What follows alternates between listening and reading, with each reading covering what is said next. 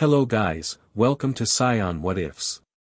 So in this video, we will see what if Goku was born as the son of Beerus and trained by Whis from birth. If you enjoy these kinds of stories, don't forget to show us some love by hitting the like button and subscribing to the channel. Your support means the world to us. Now, let's start the story. Chapter 1, The God's Son, Again. The command cut through the air of the divine training grounds. Whis stood perfectly still, his staff held casually at his side, not a hair out of place despite the last hour of intense combat. Goku pushed himself up from the crater his body had created, dust cascading from his shoulders.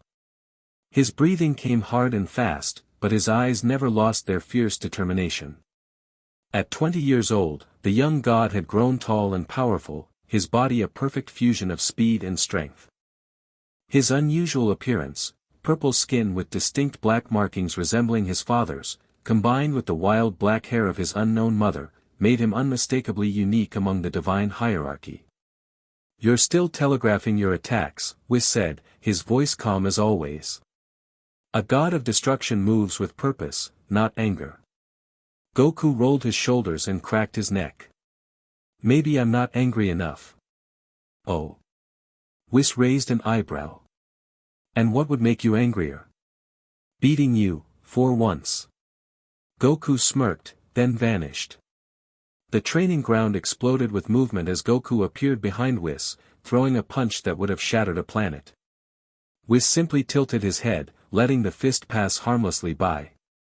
But Goku had anticipated this, pivoting on his heel to deliver a sweeping kick. Whis blocked it with his forearm. "Better." They exchanged a flurry of blows, moving faster than even divine eyes could track.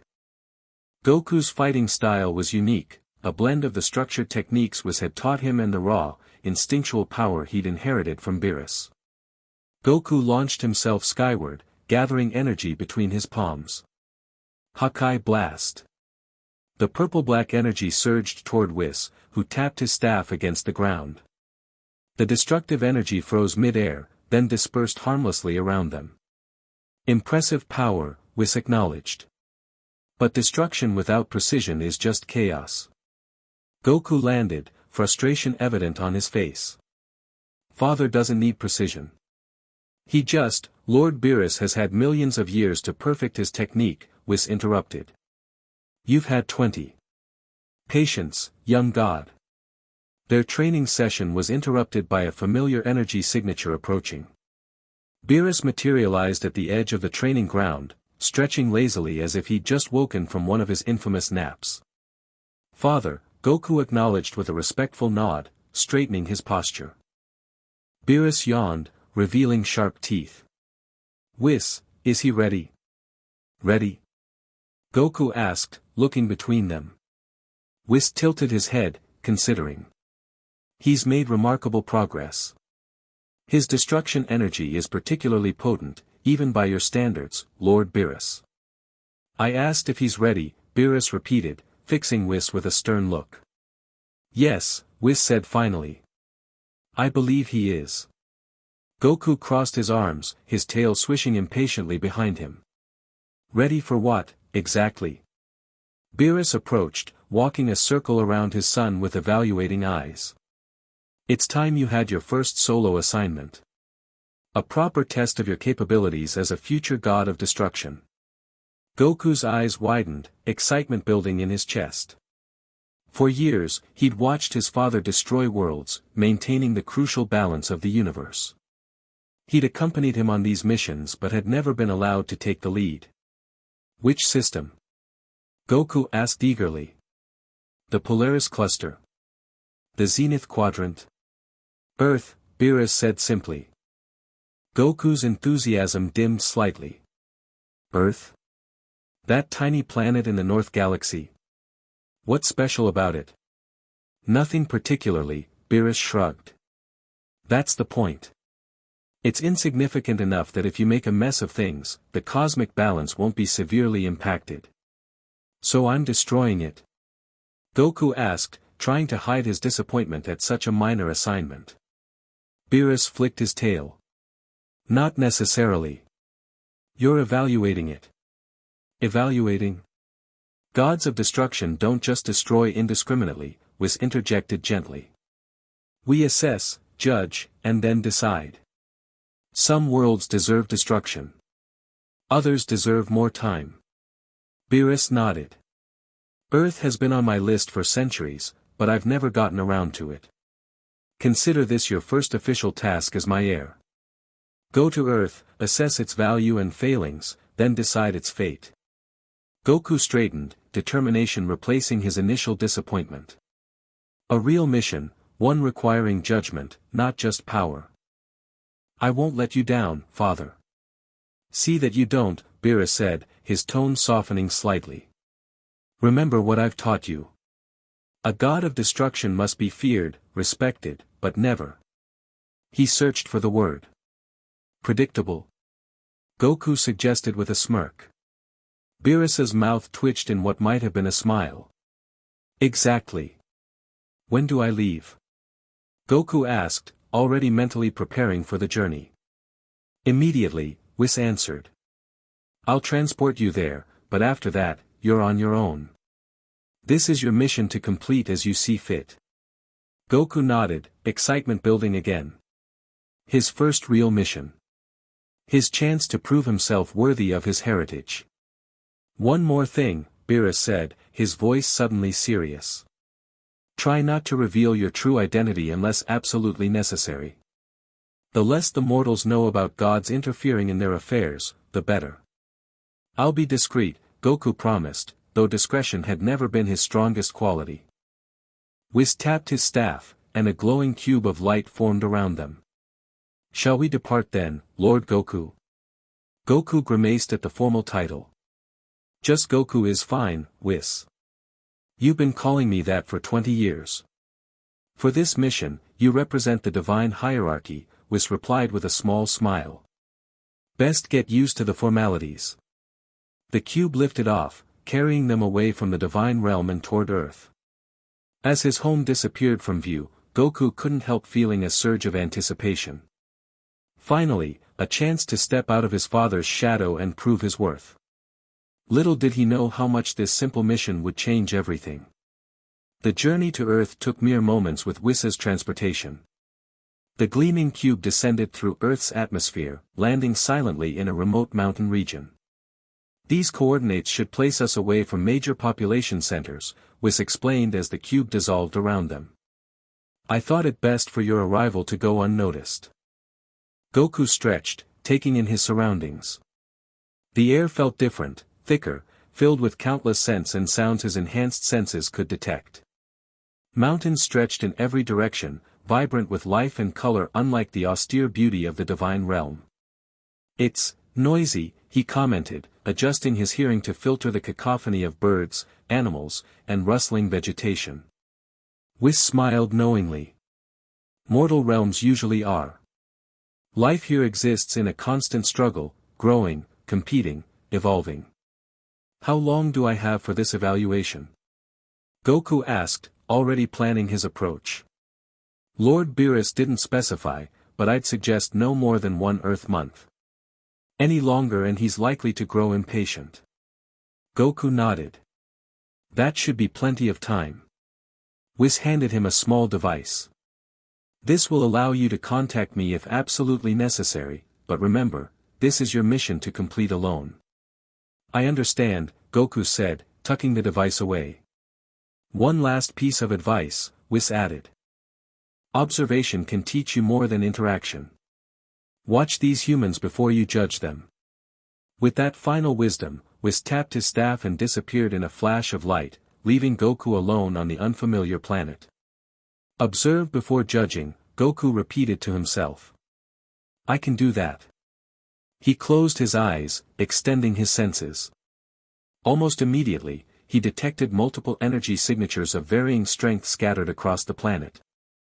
Most were weak, typical mortals, but several stood out with power levels far beyond normal human capacity. Interesting, he murmured. This planet has warriors. Cloaking his own divine energy to avoid detection, Goku took to the sky, flying toward the nearest significant power level. The sensation of Earth's atmosphere rushing past him was exhilarating in its unfamiliarity. Everything here felt more substantial, more immediate than the rarefied existence of the divine realm. Soon, a sprawling metropolis came into view, West City, according to the mental map Whis had provided him. Goku descended to the outskirts, materializing clothes similar to those worn by humans he observed below, simple black pants and a sleeveless blue top that wouldn't restrict his movement. As he walked through the city streets, Goku was bombarded by sensations. The smell of food cooking in restaurants, the constant drone of vehicles, the press of bodies as humans rushed past each other with barely a glance. It was overwhelming and fascinating simultaneously. So many of them, he mused, watching the endless stream of people. And they all seemed so purposeful. His attention was drawn to a crowd gathering around a large screen on a building. Curious, Goku approached, listening to the news broadcast. Reports confirmed that the alien warships have entered Earth's orbit, the announcer was saying, his voice tense. The world martial arts champion, Hercule Satan, has assured citizens that there is no cause for alarm, but military forces worldwide are on high alert. The screen showed grainy footage of ominous circular ships hovering above the planet. Aliens, a woman near Goku whispered fearfully. Like those horrible creatures that attacked 5 years ago. Gotta be Frisia's forces again, an older man replied. Thought we'd seen the last of them after that mysterious warrior defeated their commander. Goku frowned. Frisia, that name was familiar. One of the mortal tyrants his father had mentioned in passing, a self-styled emperor who had once controlled a significant portion of this galaxy before being defeated. Apparently, his forces were still active. This complicated his mission. An invasion during his evaluation period would certainly affect his judgment of the planet. Should he intervene, or simply observe how the humans handled the threat? Before he could decide, a deafening explosion rocked the city. Buildings shook, and people screamed as a blinding light flashed overhead. Goku looked up to see energy beams raining down from the ships, demolishing structures and creating chaos. So much for observation, he muttered, leaping into action before he could think twice. Goku moved faster than mortal eyes could track, intercepting a beam that was about to hit a group of schoolchildren. He absorbed the energy into his palm, neutralizing it with barely a thought. The children stared up at him, wide-eyed with shock and relief. Get somewhere safe, he told them, keeping his voice gentle despite the adrenaline pumping through him. More beams streaked toward the city. Goku shot skyward, deflecting each attack with precise movements. As he ascended toward the ships, he sensed other powerful energies converging on the area, the warriors he'd detected earlier. A small group of fighters arrived, taking positions around the city. A short, bald man with 6 dots on his forehead flew past Goku, shouting to civilians below. A green-skinned being who resembled the Namekians Goku had learned about intercepted several energy blasts with impressive skill. A tall, muscular man with a third eye hovered nearby, firing his own energy attacks toward the ships. Who are you? The Namekian demanded, noticing Goku. Your energy signature is different. Just someone passing through, Goku replied evasively.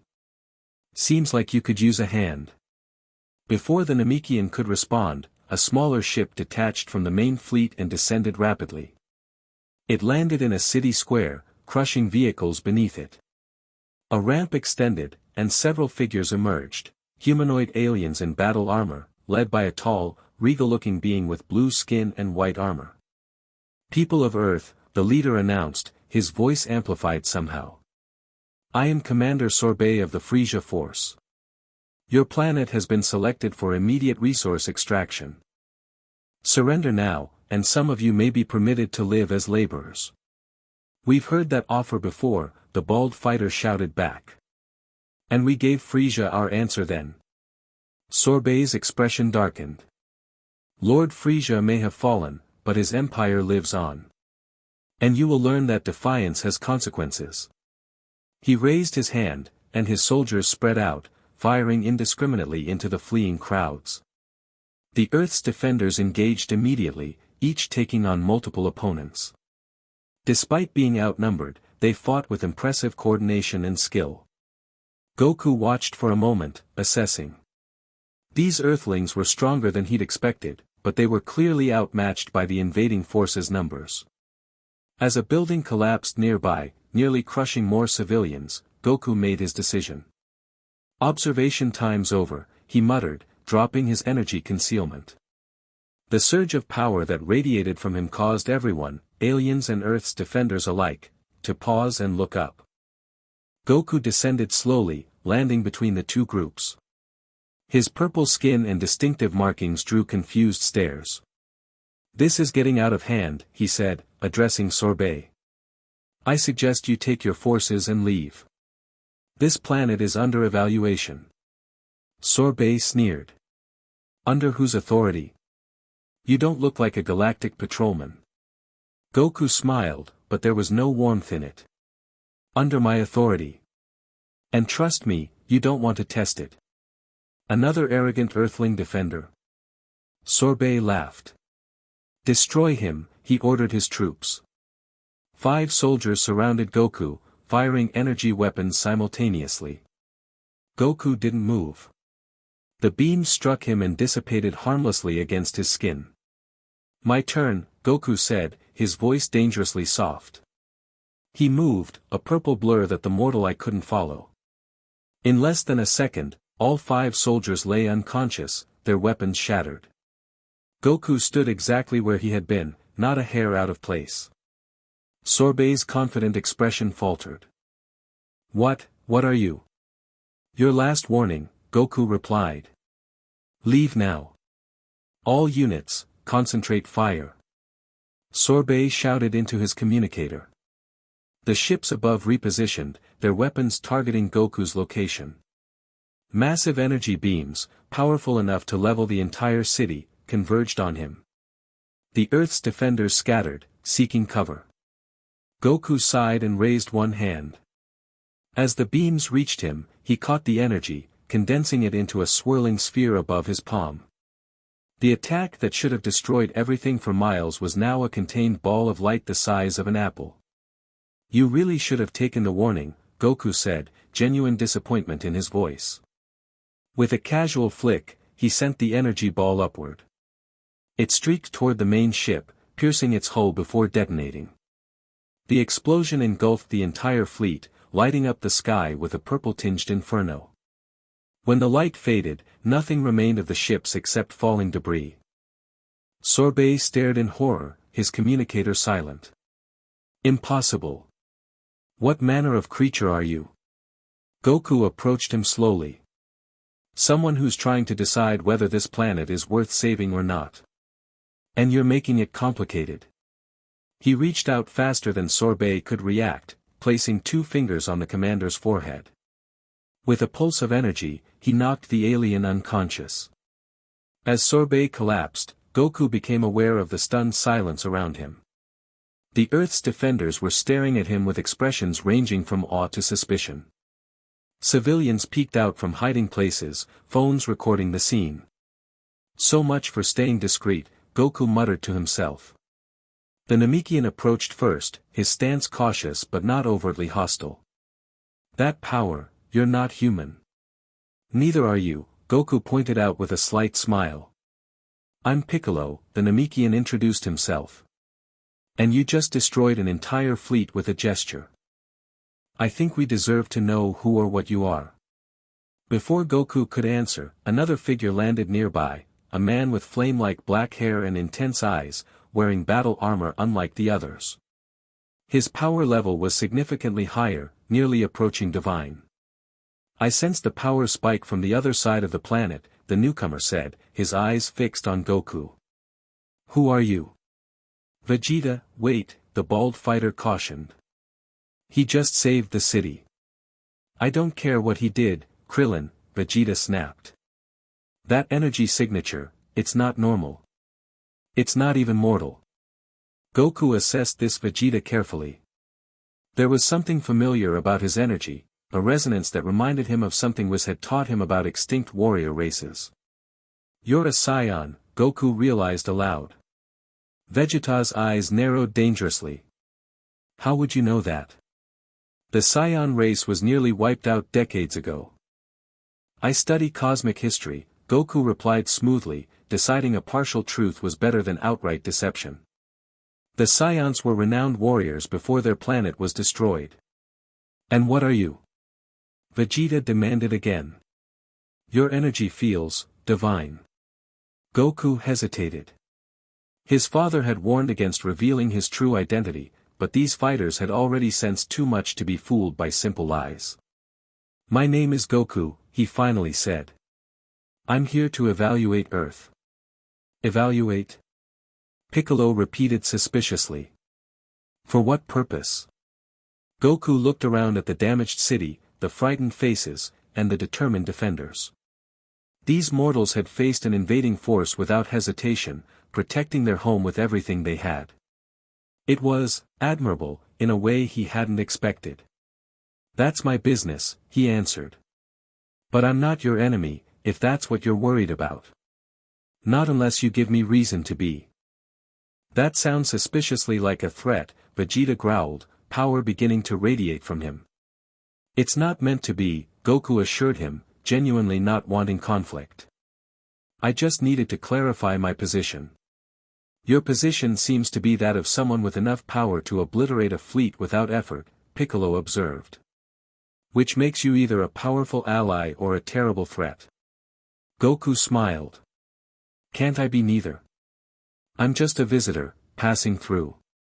Visitors don't usually interfere with planetary invasions, the bald fighter, Krillin, pointed out. I was curious, Goku shrugged. I wanted to see how you'd handle it. And now that you've seen. Vegeta pressed, still radiating suspicion. Goku looked around at the destruction, at the people emerging from hiding, at the defenders standing their ground despite not knowing what he was.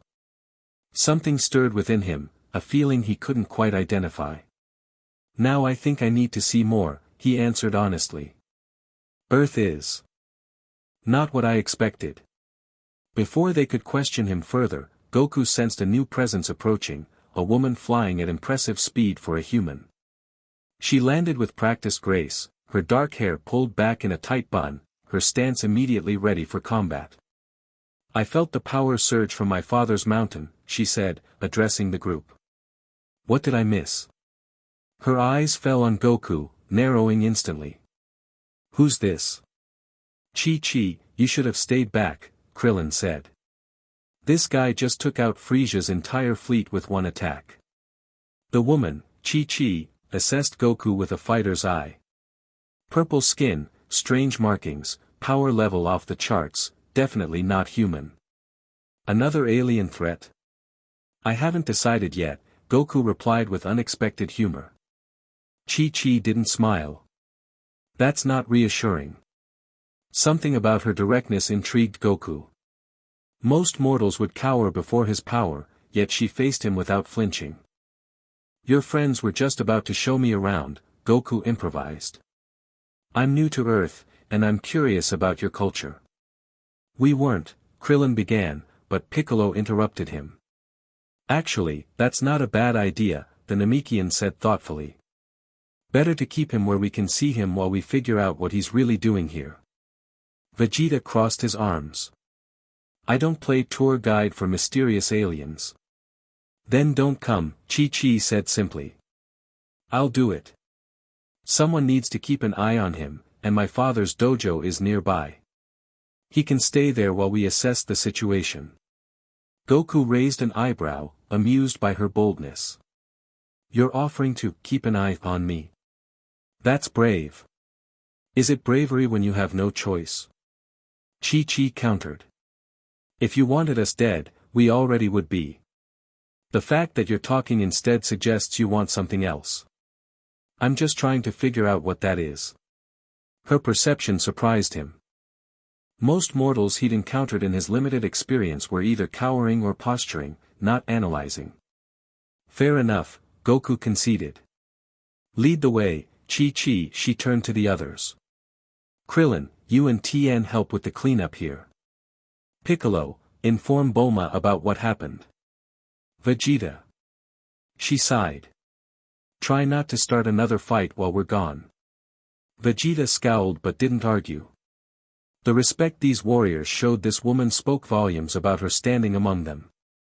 As Chi-Chi lifted into the air, Goku followed, matching her pace easily. "You know," he said as they flew, "for someone so concerned I might be a threat, you're awfully quick to invite me to your home."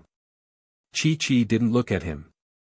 "My father's dojo has survived King Piccolo, the Saiyans, Cell, and Bu. If you decide to destroy us, at least we'll go down fighting somewhere meaningful." "Who said anything about destruction?" Goku asked innocently. She shot him a skeptical look. "You literally appeared out of nowhere with godlike powers, claiming to be evaluating our planet." "I wasn't born yesterday." Goku laughed, genuinely delighted by her insight. "You're surprisingly perceptive for a human. And you're surprisingly chatty for an all-powerful being," she countered. "Most world-ending threats I've met were more the silent, brooding type." "You've met many world-ending threats." "More than my fair share," she admitted. "Earth seems to attract them." As they flew over mountains and forests, Goku found himself increasingly intrigued by this planet and its inhabitants. Their resilience despite their fragility, their determination despite their limitations, it was all so different from the calculated existence of the divine realm. And this woman flying beside him, facing the unknown with determination rather than fear, she embodied something he couldn't quite name, something he'd never encountered in the divine hierarchy. For the first time since arriving, Goku wondered if this mission might be more complicated than his father had led him to believe. The Ox Kingdom's martial arts dojo sat nestled in a valley surrounded by towering mountains.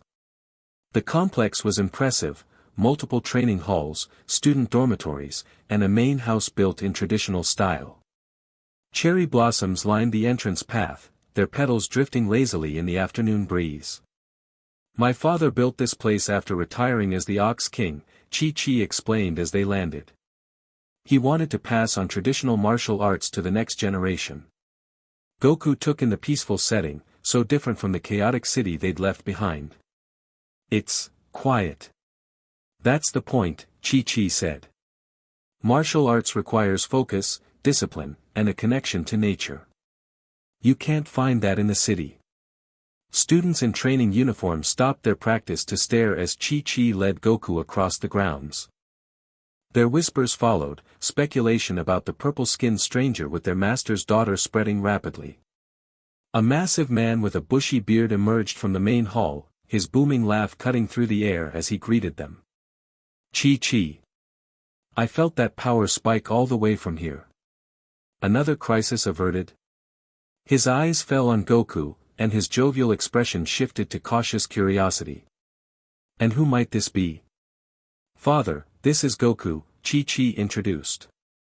"He's visiting Earth." "Goku, this is my father, Jumio, the former Ox King." Goku inclined his head slightly, not quite a bow, but an acknowledgement. "Your daughter offered to show me your culture while I'm here." Jumio's eyes widened slightly at Goku's appearance, but years of encountering various beings had tempered his reactions.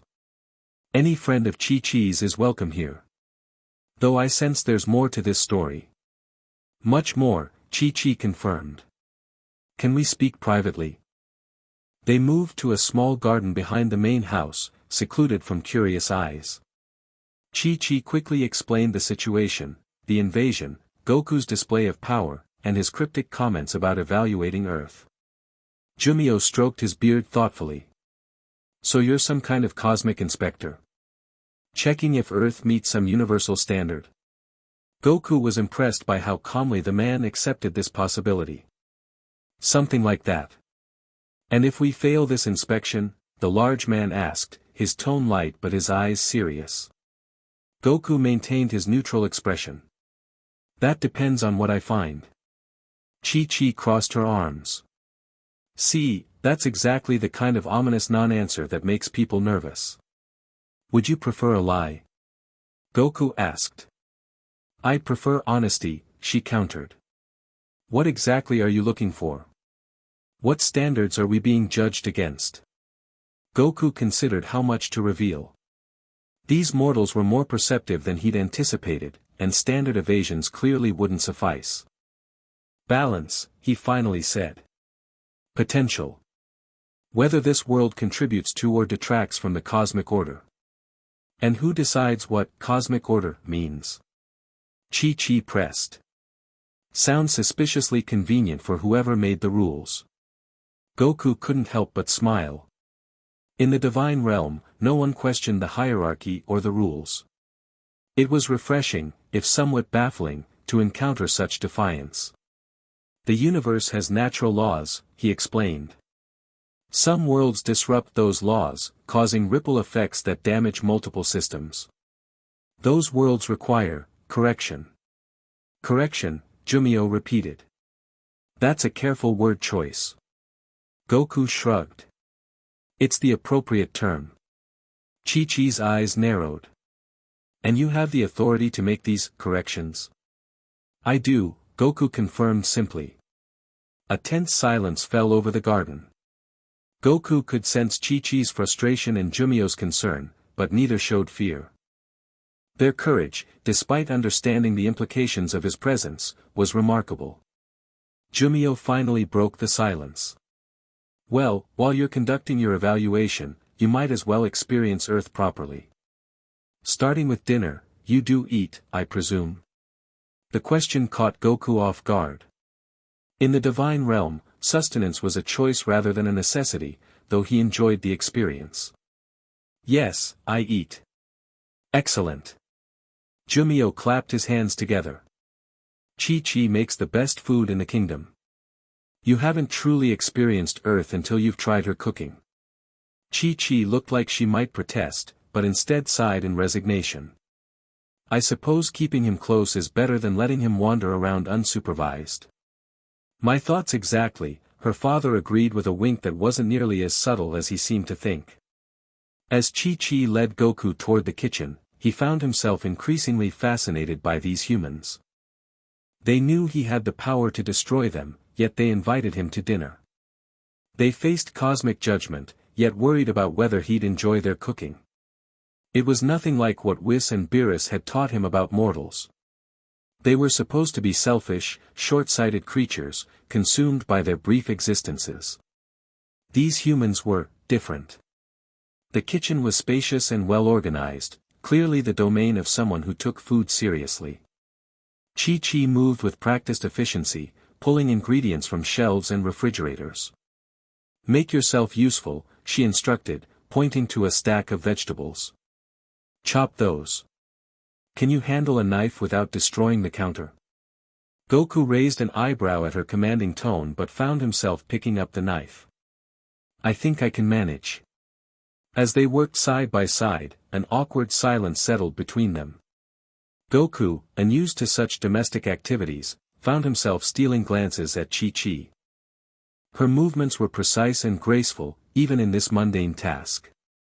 There was strength in her hands, the same hands that had likely fought in many of the battles she'd mentioned.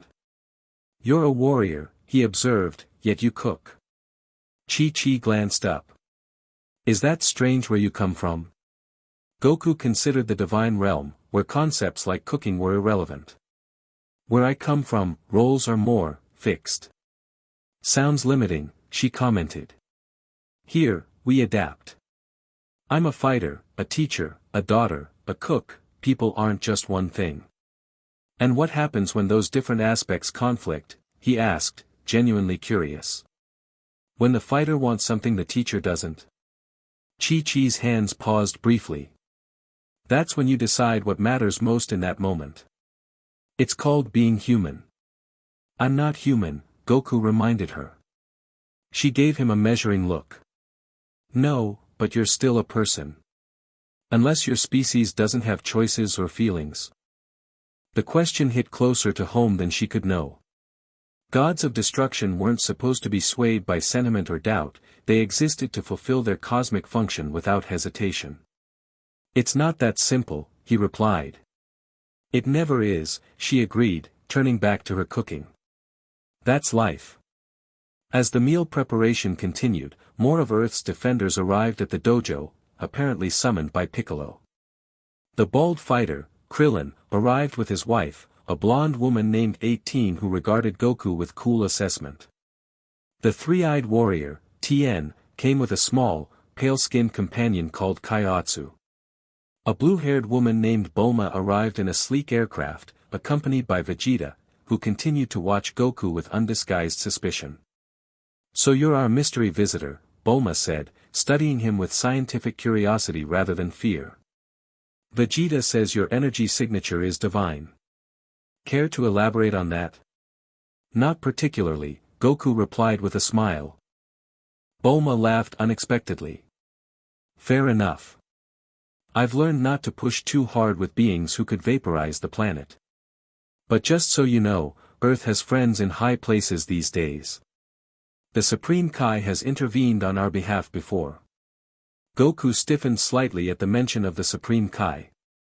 If the creation deities had taken an interest in this planet, that complicated matters significantly. The delicate balance between creation and destruction was carefully maintained across the universe. "I'm aware of Earth's connections," he said carefully.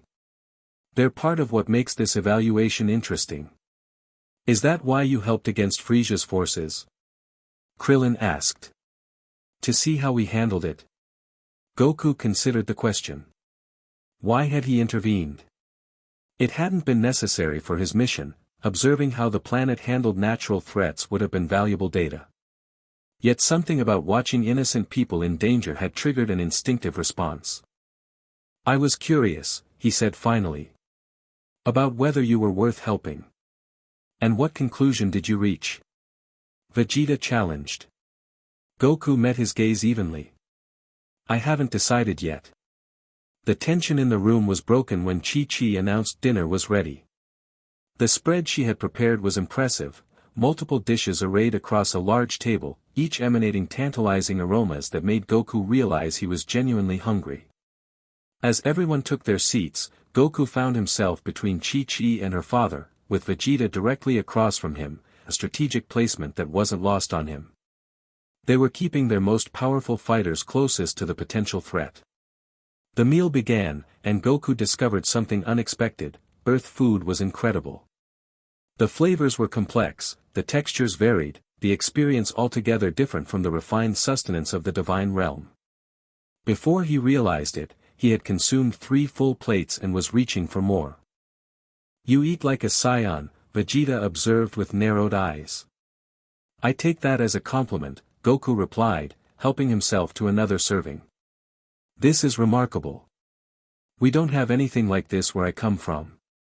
"And where exactly is that?" Bulma asked innocently, though Goku recognized the probing question for what it was. "Somewhere very different from here," he answered vaguely. "More structured." "Sounds boring," Chi-Chi commented. Goku found himself smiling. "Perhaps it is, in some ways." As the meal progressed, the conversation shifted from careful probing to more natural exchanges. These people, despite knowing he was evaluating their world, treated him almost normally. They argued about trivial matters, shared jokes, reminisced about past battles.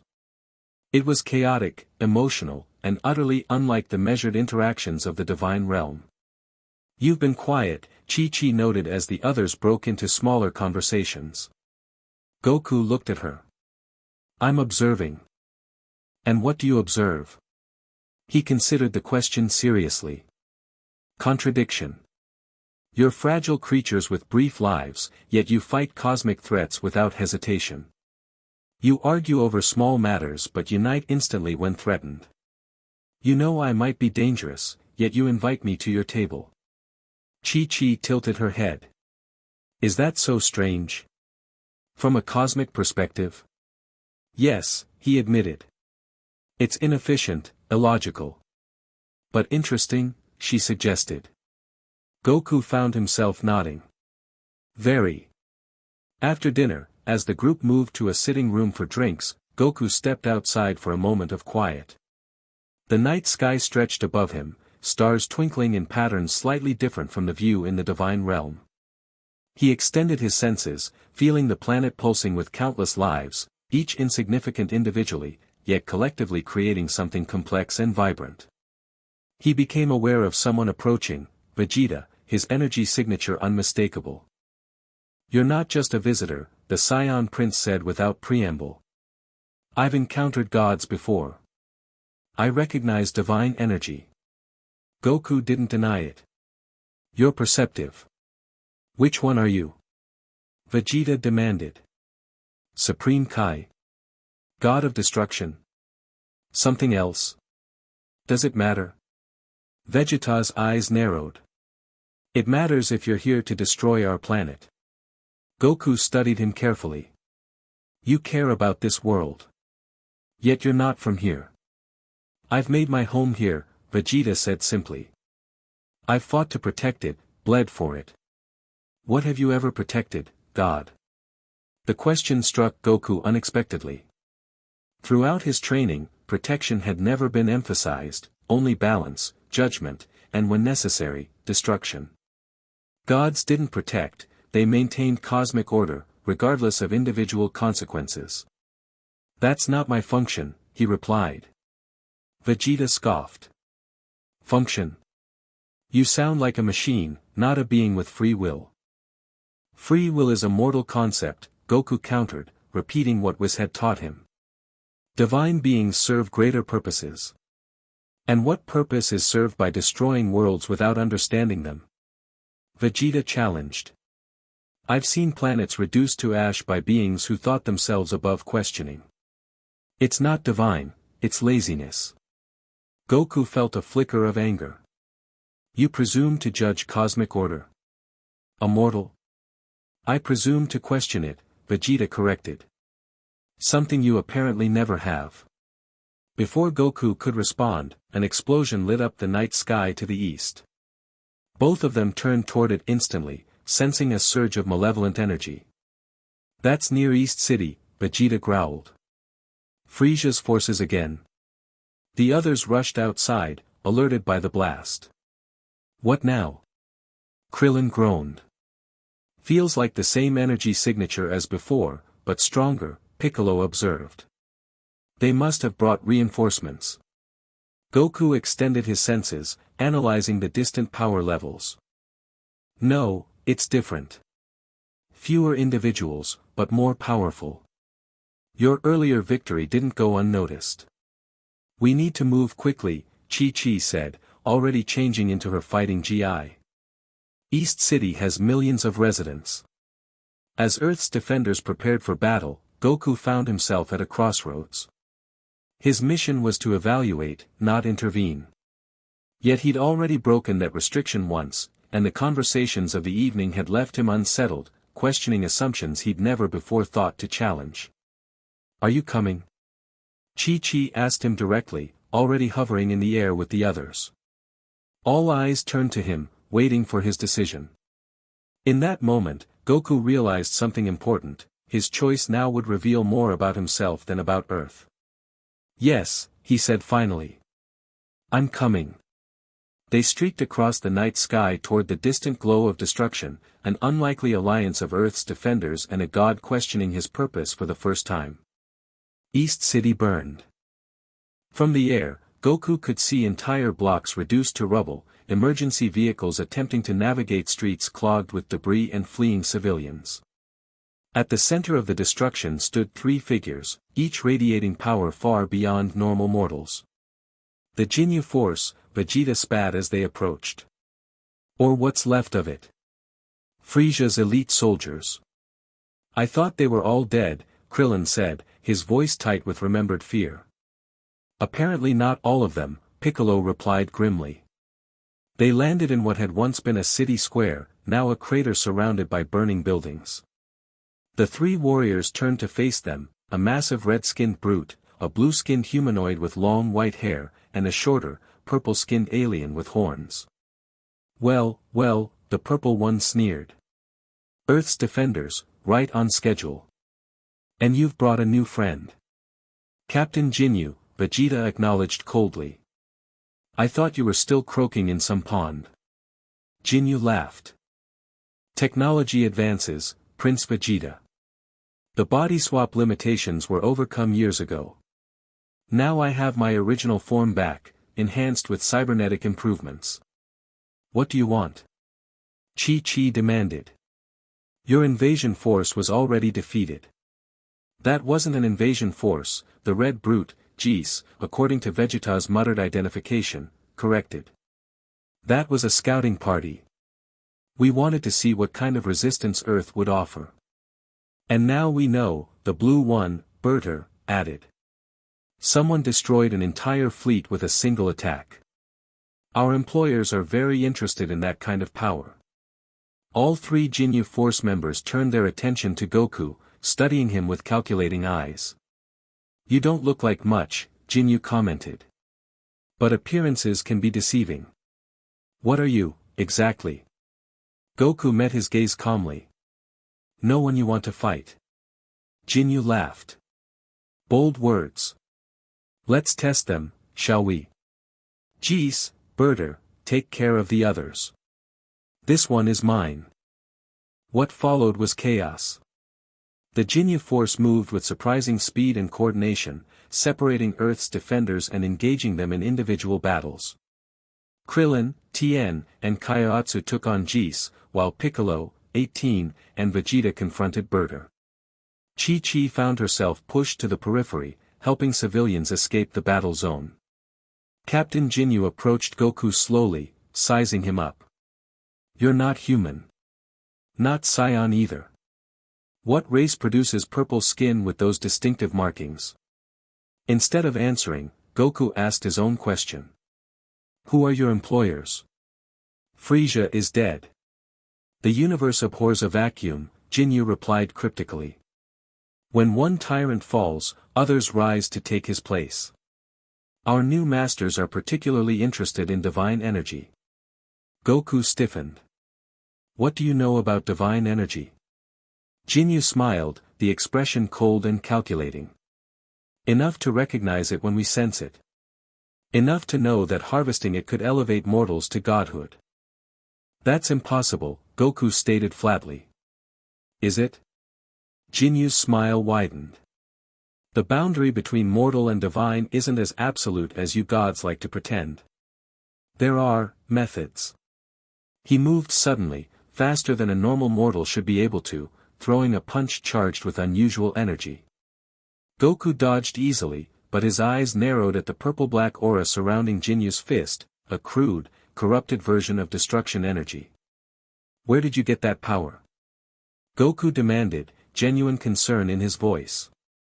Destruction energy in mortal hands was dangerous, unpredictable. Worried? Ginyu taunted. You should be. The age of gods dictating to mortals is ending. Our employers have found ways to extract divine essence. Goku's mind raced. This was beyond a simple evaluation mission now. If mortals had found ways to harvest and use divine energy, the cosmic balance itself was threatened.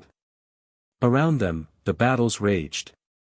Earth's defenders were holding their own, but barely. The enhanced Ginyu Force members were stronger than expected, their movements augmented by the same corrupted energy Ginyu himself wielded. Enough games, Goku decided. He needed answers, and quickly. Moving at full speed, he appeared behind Ginyu and struck with precise force, enough to stun but not kill. To his surprise, Jinyu's body dispersed into mist at the moment of impact, reforming several yards away. Impressive, isn't it? Ginyu laughed. One of many gifts from our employers. Your physical attacks are useless against this enhanced form. Goku frowned. This technology, or magic, was unlike anything he'd encountered before. It didn't just augment natural abilities, it fundamentally changed the rules of physical combat. A scream drew his attention momentarily. Chi-Chi had been caught in a backblast from Berter's attack on Piccolo. She lay crumpled against a broken wall, blood streaming from a wound on her forehead. Something hot and unfamiliar surged through Goku, not just concern, but anger. Without thinking, he abandoned his confrontation with Ginyu and flashed to Chi-Chi's side, kneeling beside her. You're injured, he stated, examining the wound with gentle fingers. Chi-Chi's eyes fluttered open, focusing on him with difficulty. I'm fine. The others, hold still, Goku instructed. He placed his palm over her forehead, channeling a thin stream of energy, not destruction, but something else, something his father had taught him for healing minor injuries to his own divine form. The wound closed, the bleeding stopped, and Chi-Chi's eyes widened in surprise. You can heal. A little, Goku admitted. For minor wounds only. How touching, Jinyu's voice came from behind them. The god cares for a mortal. Goku stood and turned, positioning himself between Ginyu and Chi-Chi. Your fight is with me. Actually, Ginyu smirked, my mission is to acquire samples of divine energy. And you've just demonstrated an interesting variant. I wonder. He raised his hand, and a strange device materialized in his palm, a crystal sphere embedded in metallic claws. It began to pulse with an eerie light, drawing energy from the surroundings. Goku felt an uncomfortable pull, as if something essential was being drawn from his very core. The sensation wasn't painful, exactly, but profoundly wrong, like a violation of natural law. What is that? He demanded, gathering his power to resist the pull. A divine siphon, Ginyu explained proudly. Designed to extract and store godly essence. Primitive compared to what our employers have, but effective for field collection. Goku's eyes narrowed. This technology was dangerous beyond measure, a direct threat to the cosmic hierarchy and the balance it maintained. No wonder his father had been concerned about Earth. If this development had originated here, the planet would indeed require correction. But something didn't add up. These weren't Earth technologies or Earth fighters. They were alien invaders bringing external threats to this world. Your employers, Goku pressed. Who are they? Where are they based? Jinyu's smile turned mysterious. Wouldn't you like to know? Perhaps you'll meet them soon enough, or at least, your essence will. The siphon's pull intensified, and Goku felt his energy beginning to drain despite his resistance. Around them, the other battles had reached a stalemate, with both Earth's defenders and the remaining Ginyu Force members watching the confrontation between Goku and their captain. This has gone far enough, Goku decided. Divine intervention rules be damned, this threat transcended normal evaluation protocols. He gathered his power, purple-black energy swirling around him like living smoke. The aura expanded, pushing back against the siphon's pull. Jinyu's confident expression faltered as his device began to crack under the pressure of containing true divine power. Impossible, he gasped. The siphon can contain the energy of minor deities. I am no minor deity, Goku stated, his voice resonating with power. With a gesture, he shattered the siphon device, sending crystalline fragments scattering across the ruined square. Ginyu staggered back, his cybernetic enhancement sparking and failing under the backlash of released divine energy. What are you? He demanded, fear replacing arrogance. Goku stepped forward, his purple skin glowing with inner light, the markings of a god of destruction stark against his illuminated form. I am Goku, son of Beerus, god of destruction of Universe 7. And you have made a grave mistake. The declaration sent shockwaves through both groups.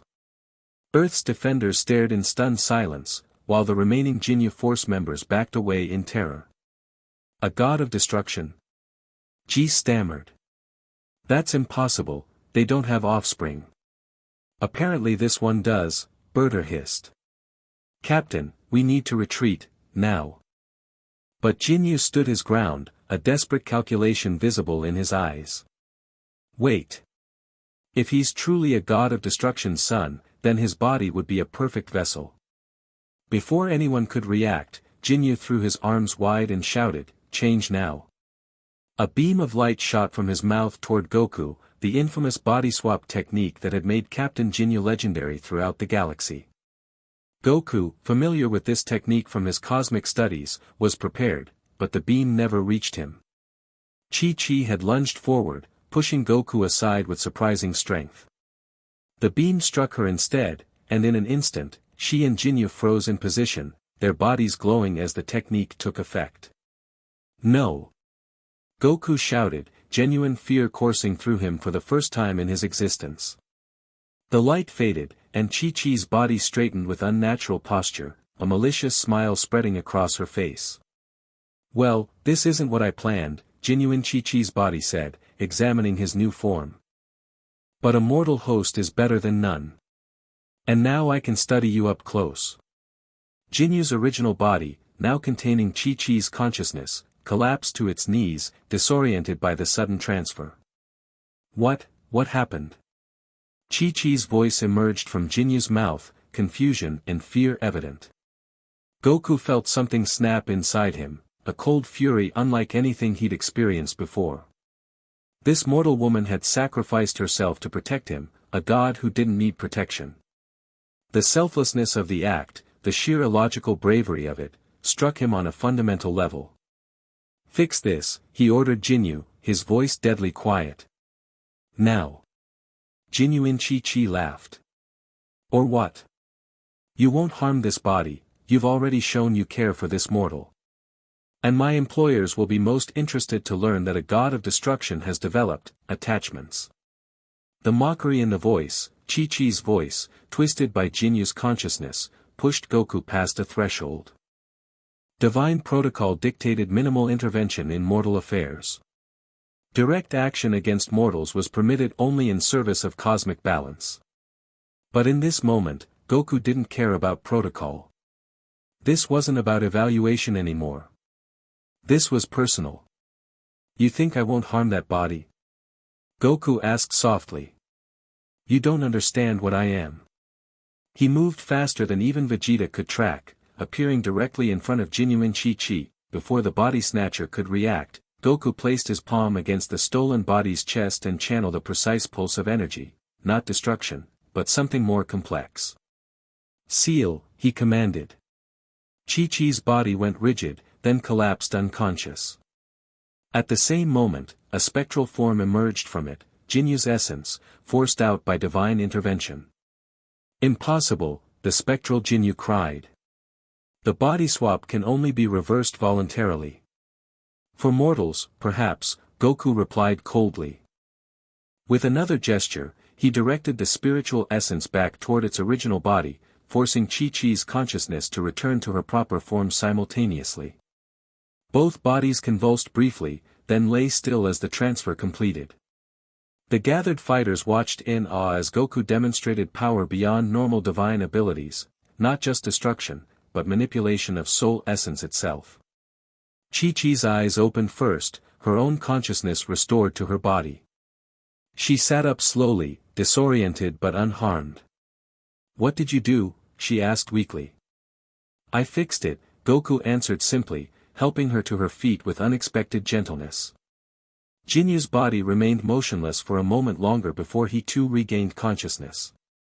He scrambled backward, genuine terror in his eyes as he stared at Goku. "That's impossible," he gasped.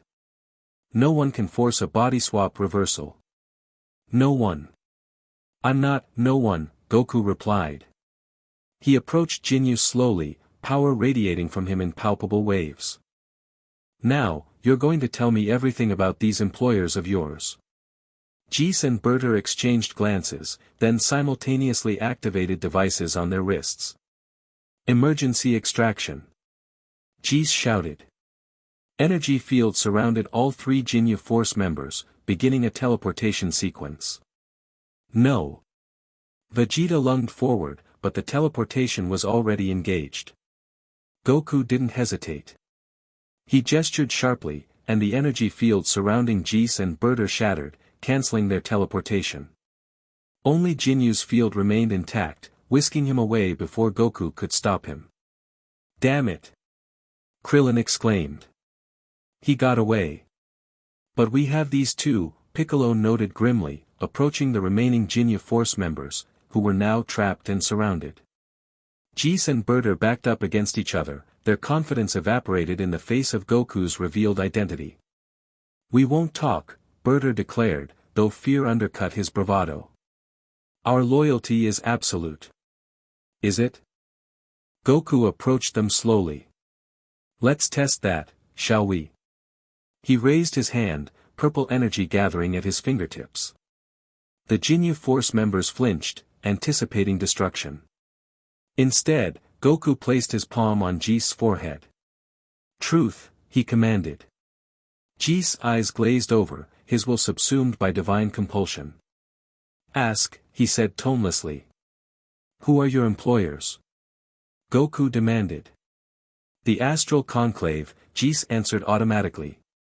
"A coalition of scientist mages from across the universe, seeking to transcend the mortal condition through technology and forbidden magic." "Where are they based?" "Their main research facility orbits a neutron star in the Cygnus system. Secondary facilities exist in 17 galaxies." "How are they harvesting divine energy?" Jis's expression flickered, as if fighting the compulsion briefly. They captured a minor creation deity from Universe 3.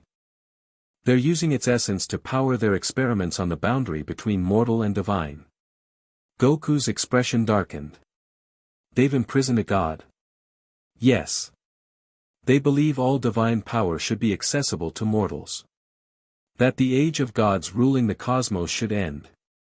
Goku removed his hand, releasing Jis from the compulsion. The red-skinned warrior collapsed, exhausted by the forced truth-telling. Berter stared at his companion in horror, then at Goku with renewed fear. "You can't stop them," Berter said desperately. "They've been planning this for centuries. They have contingencies for divine intervention." "We'll see about that," Goku replied grimly.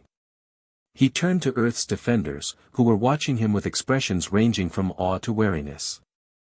His divine nature was now fully revealed, and with it, the likely purpose of his evaluation mission. "You're really a god of destruction, son?" Krillin asked, breaking the tense silence. Goku nodded. "Yes. And you're here to decide if Earth should be destroyed," Piccolo added, making it a statement rather than a question. Again, Goku nodded. "That was my mission." "Was?" Chi-Chi caught the past tense. Goku looked around at the devastated city, at the captured Ginyu Force members, at the faces of Earth's defenders who had fought alongside him despite not knowing what he was. "This changes everything," he said finally. "This isn't just about Earth anymore. If this astral conclave is capturing gods and harvesting divine essence, they threaten the cosmic balance of all universes. So what now?" Vegeta demanded. "Now," Goku decided, "I need to contact my father and Whis. This situation requires more than just evaluation. It requires intervention." As the implications of his words sank in, Goku realized that his simple mission had become infinitely more complex. And somewhere in the process, his own perspective had shifted. These mortals, with their contradictions, their courage, their capacity for both selfishness and sacrifice, had shown him something he'd never expected to find. They had shown him a different way of seeing the universe. A way that questioned the rigid divisions between mortal and divine. A way that valued connection as much as cosmic law.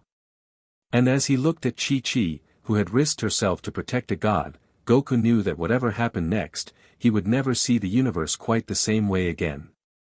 "Welcome to Earth," Chi-Chi said with a wry smile, seeming to read something of his thoughts. "It's always more complicated than you expect." For the first time since arriving on this planet, Goku laughed, a genuine, unguarded sound that seemed to surprise even him. "I'm beginning to see that." And as dawn broke over the damaged city, illuminating the unlikely alliance of mortals and a god's son, the universe itself seemed to hold its breath, waiting to see what would happen next. Chapter 2, Mortal Bonds, Again. Chi-Chi's voice cut through the morning air as she circled Goku, her stance perfect, eyes focused. 6 months had transformed their relationship from suspicious observer and cosmic evaluator to something neither could have predicted, training partners. Goku grinned, deliberately suppressing his divine power to match her level.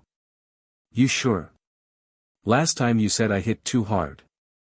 "Last time you cheated," she shot back, launching a lightning-quick combination of strikes that would have flattened any normal opponent. Goku weaved between her attacks, admiration evident in his eyes. For a mortal, her technique was flawless, each movement flowing into the next with practiced precision. He countered with a sweep that she jumped over, retaliating with a kick that grazed his shoulder. "Point," called Krillin from the sidelines, where he sat with 18 and their daughter Marin, enjoying the morning spectacle. Goku rubbed his shoulder, his smile widening. "You're getting faster. Or you're getting slower," Chi-Chi teased, dropping back into her stance. "Living among us mortals making you soft." Their sparring session continued as the sun climbed higher over the Ox Kingdom dojo that had become Goku's unexpected home. 6 months ago, he'd arrived to evaluate Earth for destruction. Now, he trained in its martial arts, ate its food, and found himself increasingly embedded in its daily rhythms.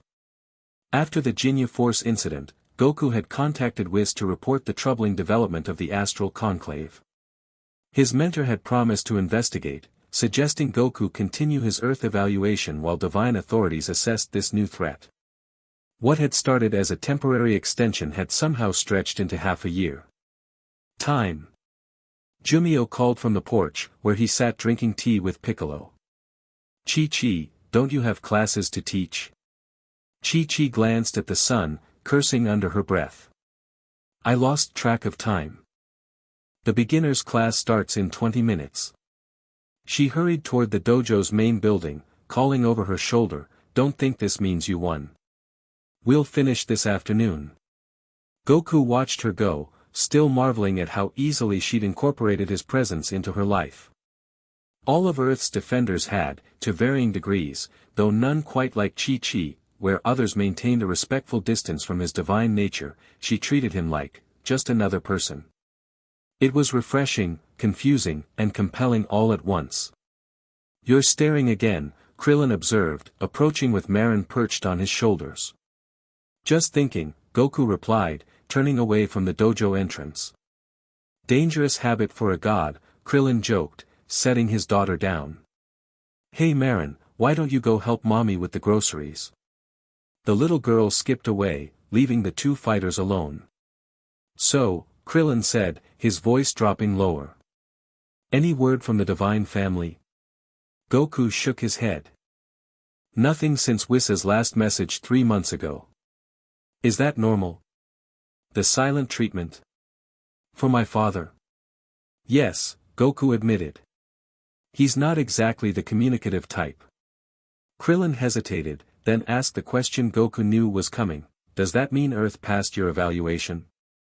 6 months, and they still worried. Goku couldn't blame them. If it hadn't, we wouldn't be having this conversation. Relief crossed Krillin's face. "Good to know. Though I gotta say, for someone sent to judge us, you seem pretty comfortable hanging around." Goku looked across the training grounds toward the mountains beyond. "Earth is different. The divine realm is perfect, ordered, unchanging. Here, everything's constantly in flux, growing, evolving." He paused. "It's chaotic, but there's something about it that feels real," Krillin suggested. "Alive," Goku corrected. Their conversation was interrupted by a familiar voice calling from the dojo entrance. "Yo! Anyone home?" Yamcha strolled in, carrying several large bags. The former bandit had become a regular visitor, especially since discovering Goku's astronomical appetite. "Brought lunch," he announced, holding up the bags. "Chi-Chi mentioned you guys might be hungry after training." "Yamcha, you're a lifesaver," Krillin declared, immediately helping with the bags. Goku's stomach growled audibly. Food was another Earth discovery he'd enthusiastically embraced. Divine beings didn't need to eat, strictly speaking, but the sensory experience of Earth cuisine had quickly become one of his favorite aspects of mortal life. They settled on the dojo porch, unpacking containers of noodles, rice, and stir-fried meats that filled the air with mouth-watering aromas. Piccolo declined food as usual but remained for conversation. "Any news from Bulma about those energy readings?" the Namekian asked Yamcha between bites. Yamcha nodded. "That's actually my other reason for coming. She's detected more anomalies, same signature as before, but stronger." Wants everyone to meet at Capsule Corp this afternoon. The Astral Conclave? Goku asked sharply. She thinks so. Said something about the energy pattern matching what we recorded during the Ginyu Force attack. Goku set down his bowl, appetite suddenly diminished. For months, they've been tracking unusual energy signatures across Earth, remnants of the Conclave's technology that had somehow remained after the Ginyu Force retreat. Bulma, with her genius for reverse engineering alien tech, had been monitoring for any resurgence of activity. I should head there now, Goku decided, standing. Whoa, hold up, Yamcha said. She specifically said this afternoon. Something about needing time to compile the data. Besides, isn't it better if we all go together? Goku hesitated, then nodded reluctantly. The past months had taught him something about teamwork and coordination, lessons he'd never needed in the divine realm, where hierarchy determined action. Fine. This afternoon.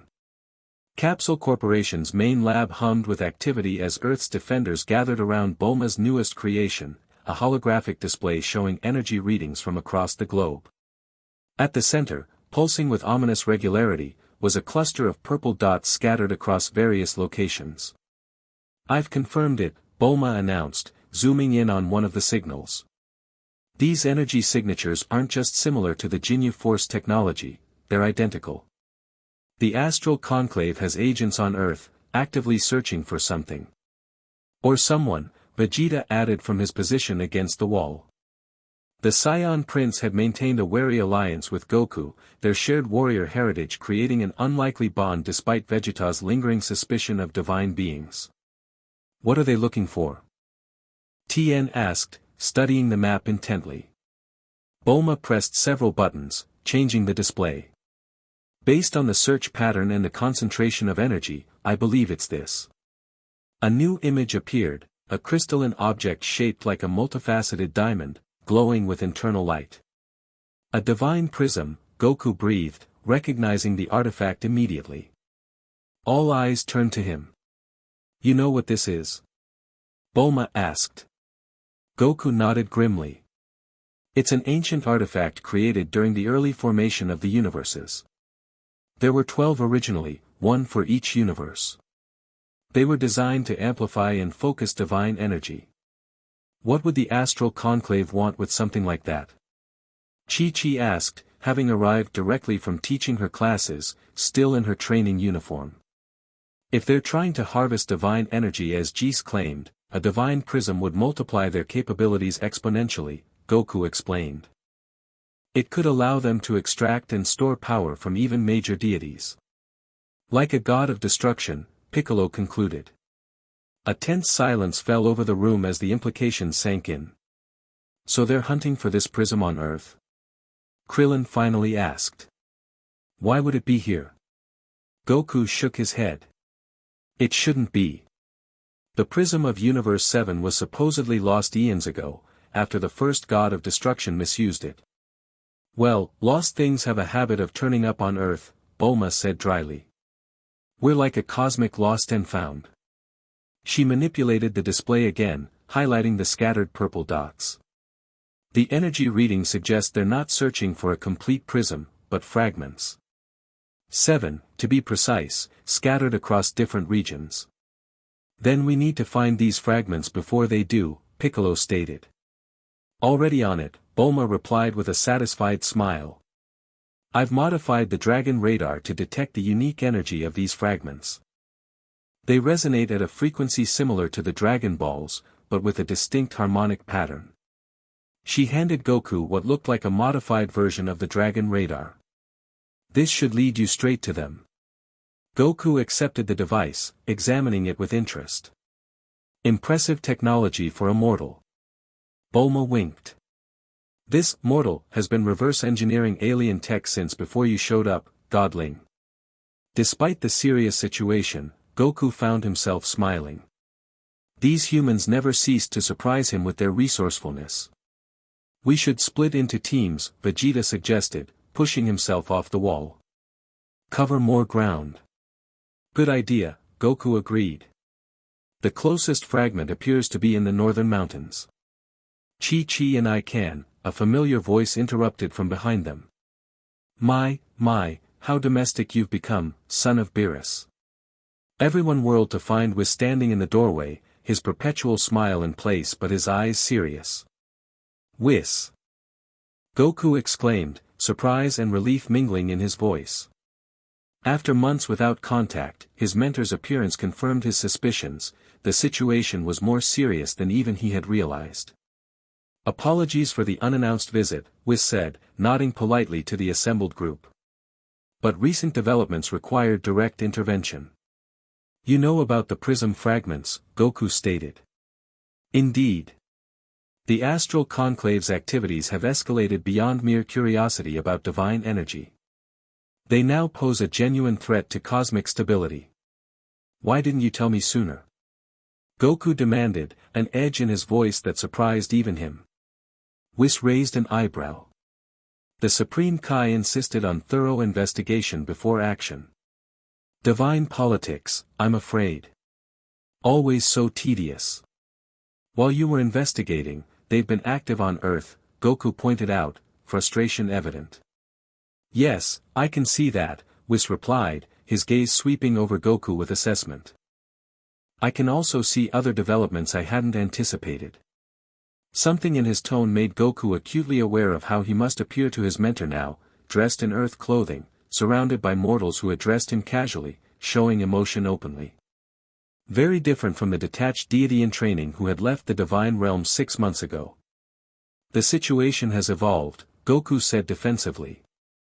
Evidently, Whis agreed, his tone neutral but his eyes knowing. Your father will be most interested to hear about these adaptations.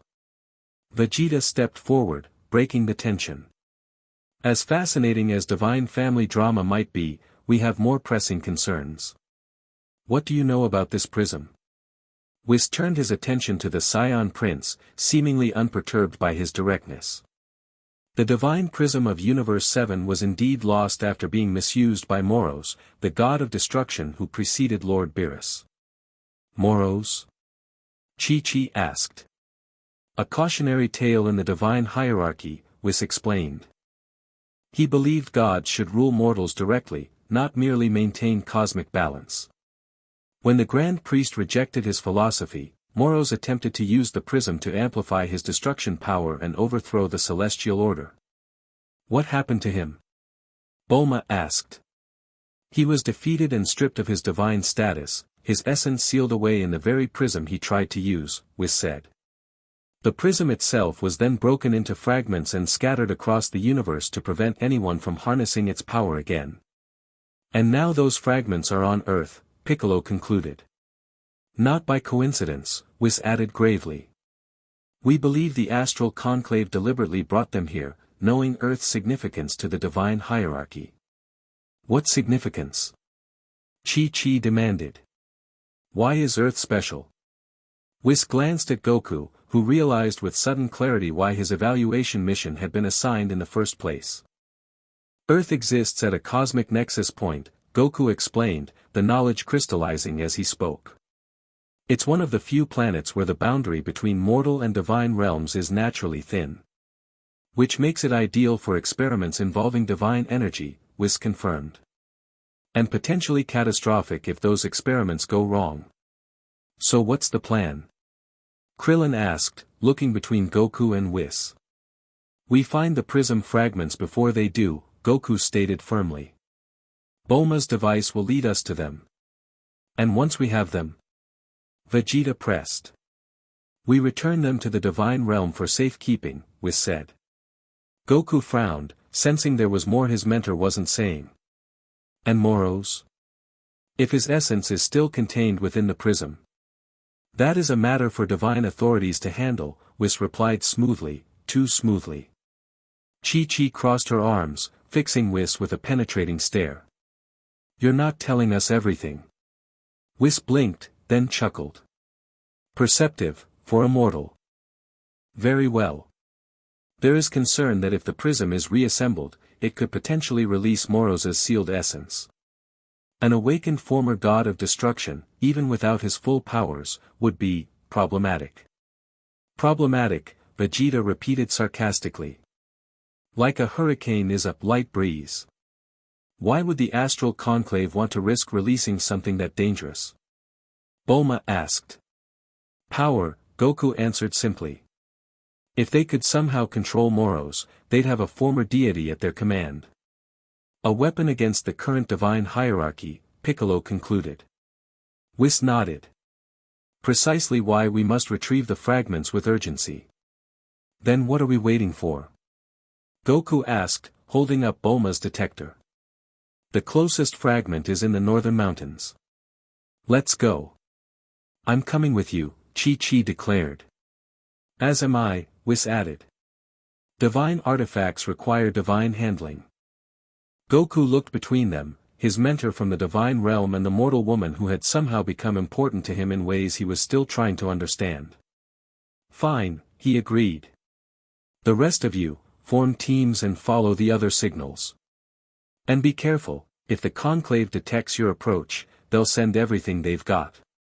As they prepared to depart, Goku caught Whis watching him with an unreadable expression.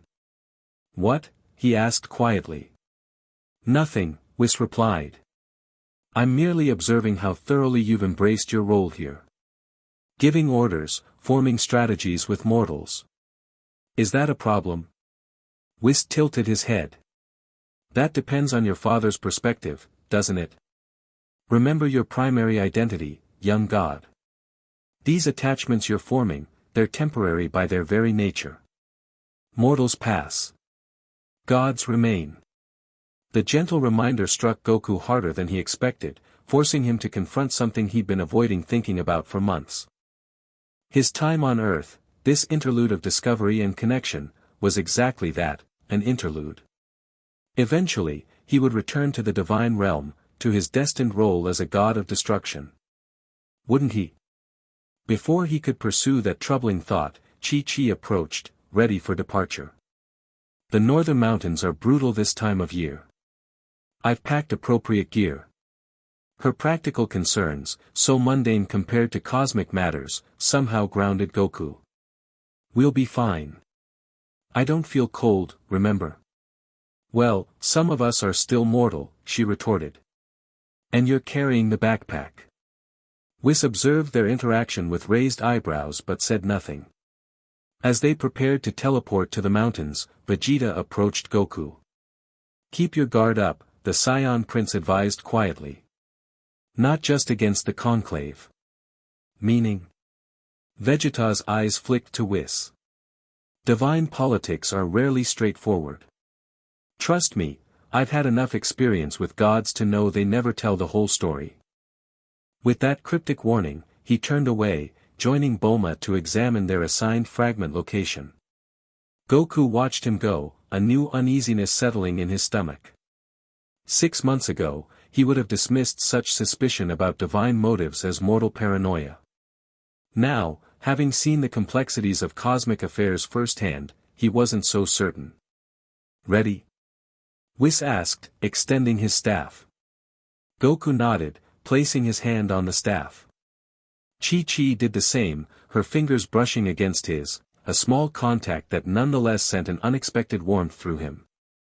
Northern mountains, here we come, Chi-Chi said, excitement edging her voice despite the danger ahead. In a flash of light, they vanished from Capsule Corp, leaving the others to prepare for their own fragment hunts. None of them noticed the shadowy figure watching from a nearby building, or the communication device that activated the moment they departed. Teams 1 through 7, the figure murmured into the device. Begin Operation Prism Recovery. The mortals are on the move. The northern mountains greeted them with a howling blizzard and temperatures that would kill an unprotected human in minutes. Goku immediately created an energy field around Chi-Chi, warming the air around her. Thanks, she shouted over the wind. Which way? Goku consulted Bulma's device, squinting at the blinking light. 3 miles northeast, deep in that glacier. Whis peered in the indicated direction, his staff glowing faintly. Indeed. I sense the divine resonance now. But we're not alone. Goku extended his senses, detecting multiple energy signatures moving through the storm toward the same location. Conclave agents. At least a dozen, all enhanced with that corrupted divine energy. Like the Ginyu Force, Chi recalled grimly. We need to move quickly, Whis urged. Flight would be faster than walking. Chi glanced at the violently swirling snow. In this? We'd be blown off course immediately. Not necessarily, Goku said, taking her hand. Stay close. He channeled his energy, creating a streamlined bubble that cut through the storm like a hot knife through butter. With Whis following, they soared over the treacherous terrain, the glacier growing larger before them. There, Whis pointed toward a dark opening in the ice. A natural cave formation. The fragment is inside. They landed at the cave entrance, the howling wind momentarily blocked by the towering ice walls. Chi activated a light, illuminating a tunnel that plunged deep into the glacier's heart. The signal's getting stronger, Goku confirmed, watching the detector's light pulse faster. It's definitely in there. As are our competitors, Whis observed, nodding toward faint lights visible far down the tunnel. They've already begun excavation. Then let's say hello, Goku suggested with a grin that reminded Chi how much he still enjoyed a good fight, god or not. They moved silently through the winding ice tunnels, the temperature dropping further as they descended. Eventually, they reached a vast chamber where the glacier had hollowed out over millennia. Stalactites of ice hung from the ceiling like frozen daggers, reflecting the lights of equipment set up throughout the space. Conclave agents, humanoid figures in advanced cold-weather gear, worked methodically at the far end, using strange devices to cut through a wall of ancient ice. At the center of their operation stood a familiar figure, Captain Ginyu, his body now enhanced with even more cybernetic components than before. Looks like someone got an upgrade, Chi whispered. And reinforcements, Goku added, noting the elite-looking guards flanking Ginyu. Their power levels were concerning, far higher than normal mortals, approaching lower-tier divine. The fragment is embedded in that ice wall, Whis murmured. I can sense its resonance clearly now. So what's the plan? Chi asked. Subtle approach or direct confrontation? Goku looked at her with amusement. When have you known me to be subtle? Fair point, she conceded with a small smile. Whis sighed. Perhaps this once, a strategic approach would be, but Goku was already stepping into the open, his voice echoing through the chamber. Finding what you're looking for, Ginyu? The operation froze, all heads turning toward the intruders. Jinyu's cybernetic eye whirred as it focused on Goku, recognition and hatred flashing across his face. The god's son, he snarled. I wondered when you'd show up. Sorry to keep you waiting, Goku replied casually, walking forward as if he hadn't a care in the world. Chi and Whis had little choice but to follow, though Whis' expression suggested he had several thoughts about Goku's tactical decisions. Ginyu gestured sharply, and his guards formed a defensive line between him and Goku. You're too late. We've nearly extracted the fragment. Nearly isn't the same as actually having it, Goku pointed out. You think you can stop us? Ginyu laughed, the sound distorted by his cybernetic enhancements. Since our last encounter, the Conclave has made significant advances. Allow me to demonstrate. He pressed a sequence on his arm panel, and the guard's armor began to glow with that now familiar corrupted divine energy. Their bodies swelled, power radiating off them in palpable waves. Divine essence infusion, Whis observed with genuine concern. They've managed to stabilize it in mortal vessels. Impressive, isn't it? Ginyu smirked. Not quite godhood, but close enough to handle one. He nodded to his guards. Kill the woman. Capture the others. The enhanced soldiers moved with shocking speed, even by divine standards. 3 targeted Chi, clearly considering her the weakest link. Their mistake. Chi dropped into a stance Goku had never seen before, an ancient earth technique she'd adapted specifically for opponents with superior strength. As the first guard reached her, she pivoted, using his momentum against him to send him crashing into his companion. The third she met with a series of precise strikes to neural centers that would incapacitate even an enhanced being. You forget, she called to Ginyu as she fought, I've been training with a god for 6 months. Goku felt an unexpected surge of pride watching her handle opponents who, by all rights, should have overwhelmed her. In 6 months, she'd absorbed everything he could teach her about countering divine energy, adapting her mortal techniques accordingly. Meanwhile, more guards engaged Goku and Whis. Goku deliberately held back, curious to test the limits of these enhanced mortals. They were strong, far stronger than they should be, but their control over the divine energy was crude, wasteful. Your technique is sloppy, he informed one guard as he effortlessly dodged a flurry of energy-enhanced punches. Divine power requires precision, not just strength. To demonstrate, he countered with a single, perfectly placed strike that disrupted the guard's energy flow, causing his enhancements to flicker and fail. The man collapsed, his system overloaded. Whis, for his part, hadn't even moved from his position. He merely tapped his staff occasionally, creating localized distortions in time that left his attackers confused and disoriented, fighting against opponents that appeared to move at impossible speeds. This is rather disappointing, Whis commented mildly.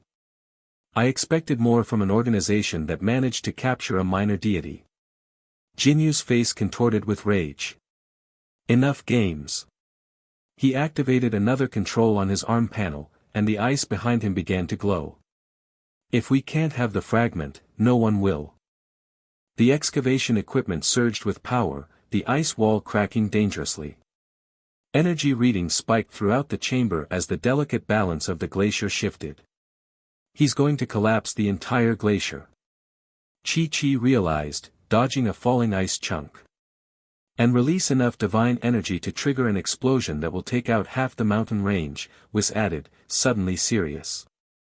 Goku moved instantly, appearing before Ginyu and grabbing his cybernetic arm. Bad idea, he said, then crushed the control panel with a squeeze. Ginyu howled in pain and rage. You fool. The sequence is already initiated. The ice wall was breaking apart rapidly now, revealing a glowing crystal fragment at its heart, the prism piece they'd been seeking. But the fragment was unstable, pulsing with erratic energy that grew more violent by the second. Whis! Goku shouted. Containment protocol. His mentor nodded, raising his staff. A cylindrical barrier formed around the fragment, trying to stabilize its wild energy fluctuations. But the power was immense, straining even against Whis' divine abilities. It's been corrupted, Whis called, genuine strain in his voice for the first time Goku could remember. They've altered its resonance frequency. Can you hold it? Goku demanded, still restraining Ginyu. Not indefinitely, Whis admitted. This is beyond standard containment. We need to neutralize the instability at its source. Goku made a split-second decision. Chi-Chi, get Whis out of here. What? I'm not leaving you, she protested. I can handle this, Goku insisted. But if that barrier fails while you're still in range, I'm staying, she said firmly, moving to his side. Tell me what to do. Goku wanted to argue but recognized the determination in her eyes, the same look she got during their sparring matches when she refused to yield despite being outmatched. Fine, he conceded. Help me with Ginyu. He knows how to reverse the sequence. They turned to the captain, who was laughing despite his damaged arm. It's too late. The conclave planned for interference. That fragment is now a bomb that will take out anyone with divine energy in a 100-mile radius, including you two gods. And you, Chi-Chi pointed out. You've got divine energy running through those implants. Jinyu's laughter faltered. I'm shielded. Are you sure about that? Goku pressed. Because from what I can sense, those implants of yours are directly connected to your nervous system. No shielding there. Doubt crossed Jinyu's face, followed by the first flickers of fear. You're bluffing. Maybe, Goku shrugged. Want to bet your life on it? The chamber shook violently, huge chunks of ice breaking free from the ceiling. The prism fragments pulsing had accelerated, its light now blindingly intense even through Whis's barrier. "We're running out of time," Whis warned, visible strain showing as he maintained the containment field. Ginyu looked from the fragment to Goku, calculation replacing fear. "Get me out of here, and I'll tell you how to stabilize it." "No deal," Chi-Chi snapped. "You tell us now, or we all die together." "Your choice, Ginyu," Goku added calmly. "But decide quickly." Another violent tremor rocked the chamber. Whis's barrier flickered momentarily, and a wave of destructive energy lashed out, vaporizing a section of the ice wall. "Fine!" Ginyu shouted. "There's a frequency code. The stabilizers on my arm unit can transmit it." "Your damaged arm unit?" Chi-Chi asked skeptically. "The backup system is still functional," Ginyu insisted. "Just activate the secondary protocol." Goku examined the shattered control panel, identifying a small emergency system still intact. "This better not be a trick." "Why would I trick you into saving my life?" Ginyu demanded. Goku activated the system, and a complex sequence of energy pulses emitted from the device. The fragment's violent oscillations began to slow as the counter-frequency took effect. "It's working," Whis confirmed, the strain in his voice lessening. "The resonance is stabilizing." As the crisis subsided, Ginyu made his move, hitting a concealed button on his belt. A teleportation field shimmered around him. "Thanks for the save," he sneered. "The Conclave will be most interested to learn gods can be manipulated through their attachments to mortals." His eyes flicked meaningfully to Chi-Chi. Before Goku could grab him, the teleportation activated, and Ginyu vanished. "Damn it!" Goku cursed. "Let him go," Whis advised, lowering his staff as the fragment finally stabilized. "We have what we came for." The prism fragment now floated peacefully within Whis's containment field, its glow reduced to a gentle pulse. Around them, the remaining Conclave agents were either unconscious or had fled during the chaos. Chi-Chi approached the fragment cautiously. "So this is 1/7 of something that could control gods." "Or free one," Whis corrected, studying the crystal. "I can sense Moros's essence faintly within it, dormant, but present." "One down, 6 to go," Goku said, checking Bulma's detector. "The others are on their way to the remaining locations." "Let's hope they're having better luck than we did," Chi-Chi remarked, eyeing the crumbling ice chamber around them. As Whis secured the fragment in a specialized container, Goku pulled Chi-Chi aside. "That was reckless, staying when I told you to leave." She raised an eyebrow. "Says the guy who announced our presence to a room full of enemies instead of using stealth. That's different. I can survive things you can't." "So? Does that mean I should run at the first sign of danger?" She stepped closer, poking his chest emphatically. "I'm not some damsel who needs protecting, Goku. I made my choice to be here."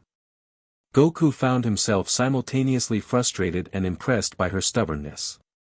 In the divine realm, hierarchy determined who took risks. Here, with Chi-Chi, all his divine authority meant nothing when she'd made up her mind. "You could have been killed," he insisted. "But I wasn't," she countered. "And I helped save your divine behind in the process." "You're welcome, by the way." Before he could respond, Whis cleared his throat. "If you two have finished your discussion, we should return to coordinate with the others." Goku and Chi-Chi exchanged one last look, hers defiant, his exasperated but with an undercurrent of something else, something he wasn't ready to name. "Fine," Goku conceded. "Let's go." As they prepared to teleport back, Chi-Chi suddenly grabbed his arm. "Wait." Ginyu said something important, about gods being manipulated through their attachments. "A common belief among those who oppose the divine hierarchy," Whis commented. "The notion that emotional connections are weaknesses to be exploited." "And is it true?" Chi-Chi pressed, her eyes on Goku rather than Whis. Goku hesitated, aware of Whis watching him intently, waiting for his answer. 6 months ago, he would have dismissed the question with divine certainty. Now. I don't know, he admitted finally. But I'm starting to think the divine realm has a lot of assumptions that deserve questioning.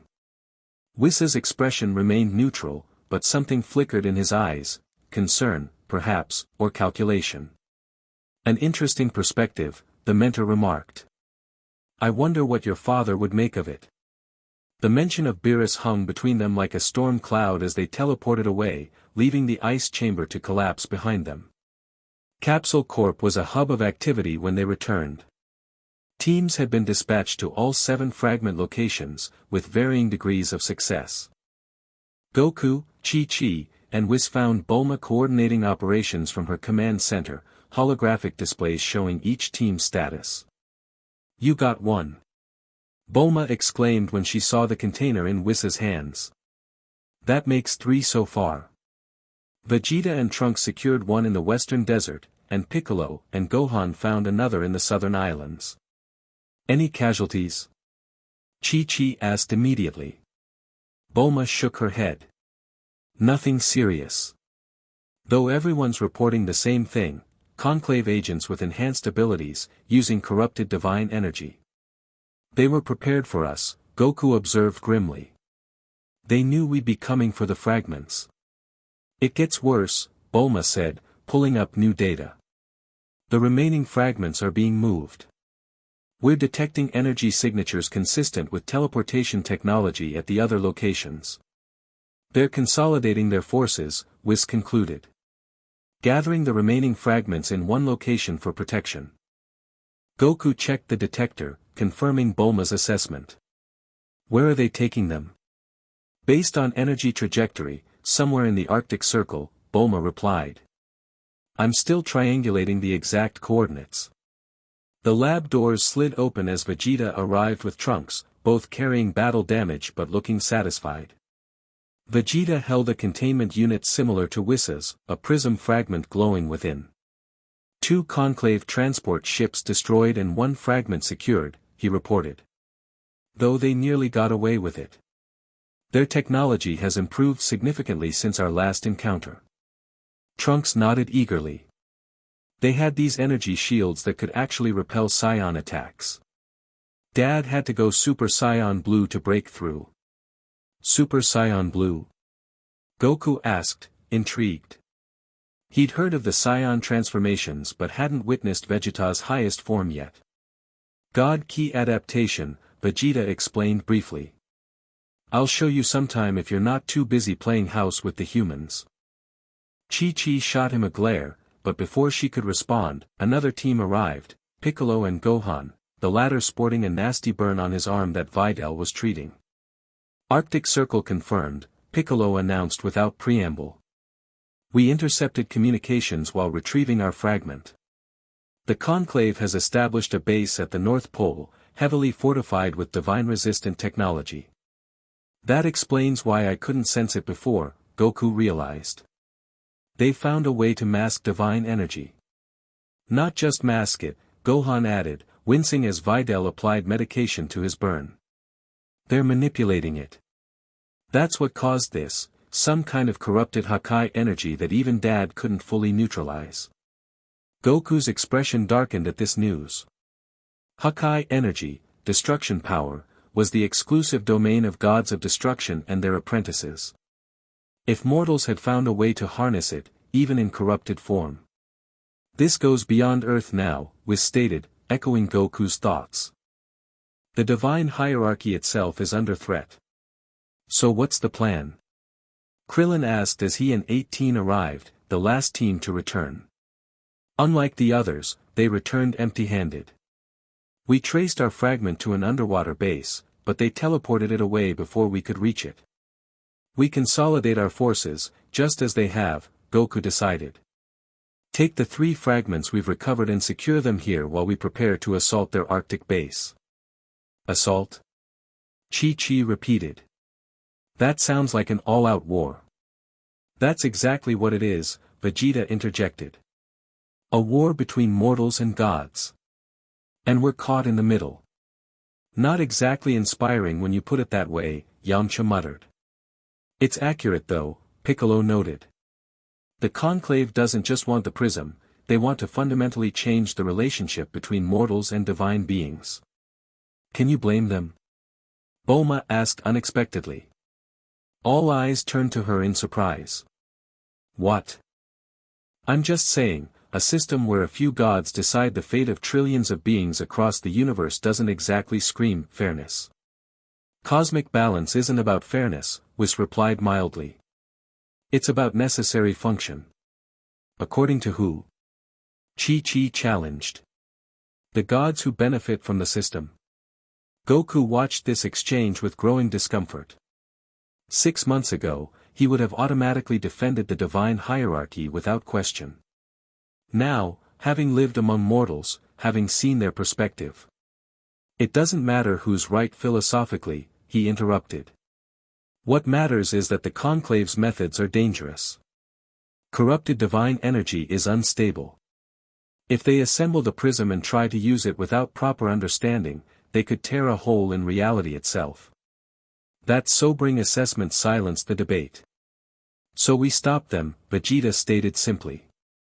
Before they can assemble all 7 fragments. Agreed, Piccolo said. But we need a strategy. Charging in blindly against divine-resistant technology would be suicide. As they began formulating plans, an unexpected energy signature appeared outside Capsule Corp, massive, unmistakable, and familiar to Goku in a way that sent a chill down his spine. Father, he breathed, just before the building's windows rattled with the arrival of the god of destruction. Beerus materialized in the center of the lab, his lean purple form commanding immediate attention.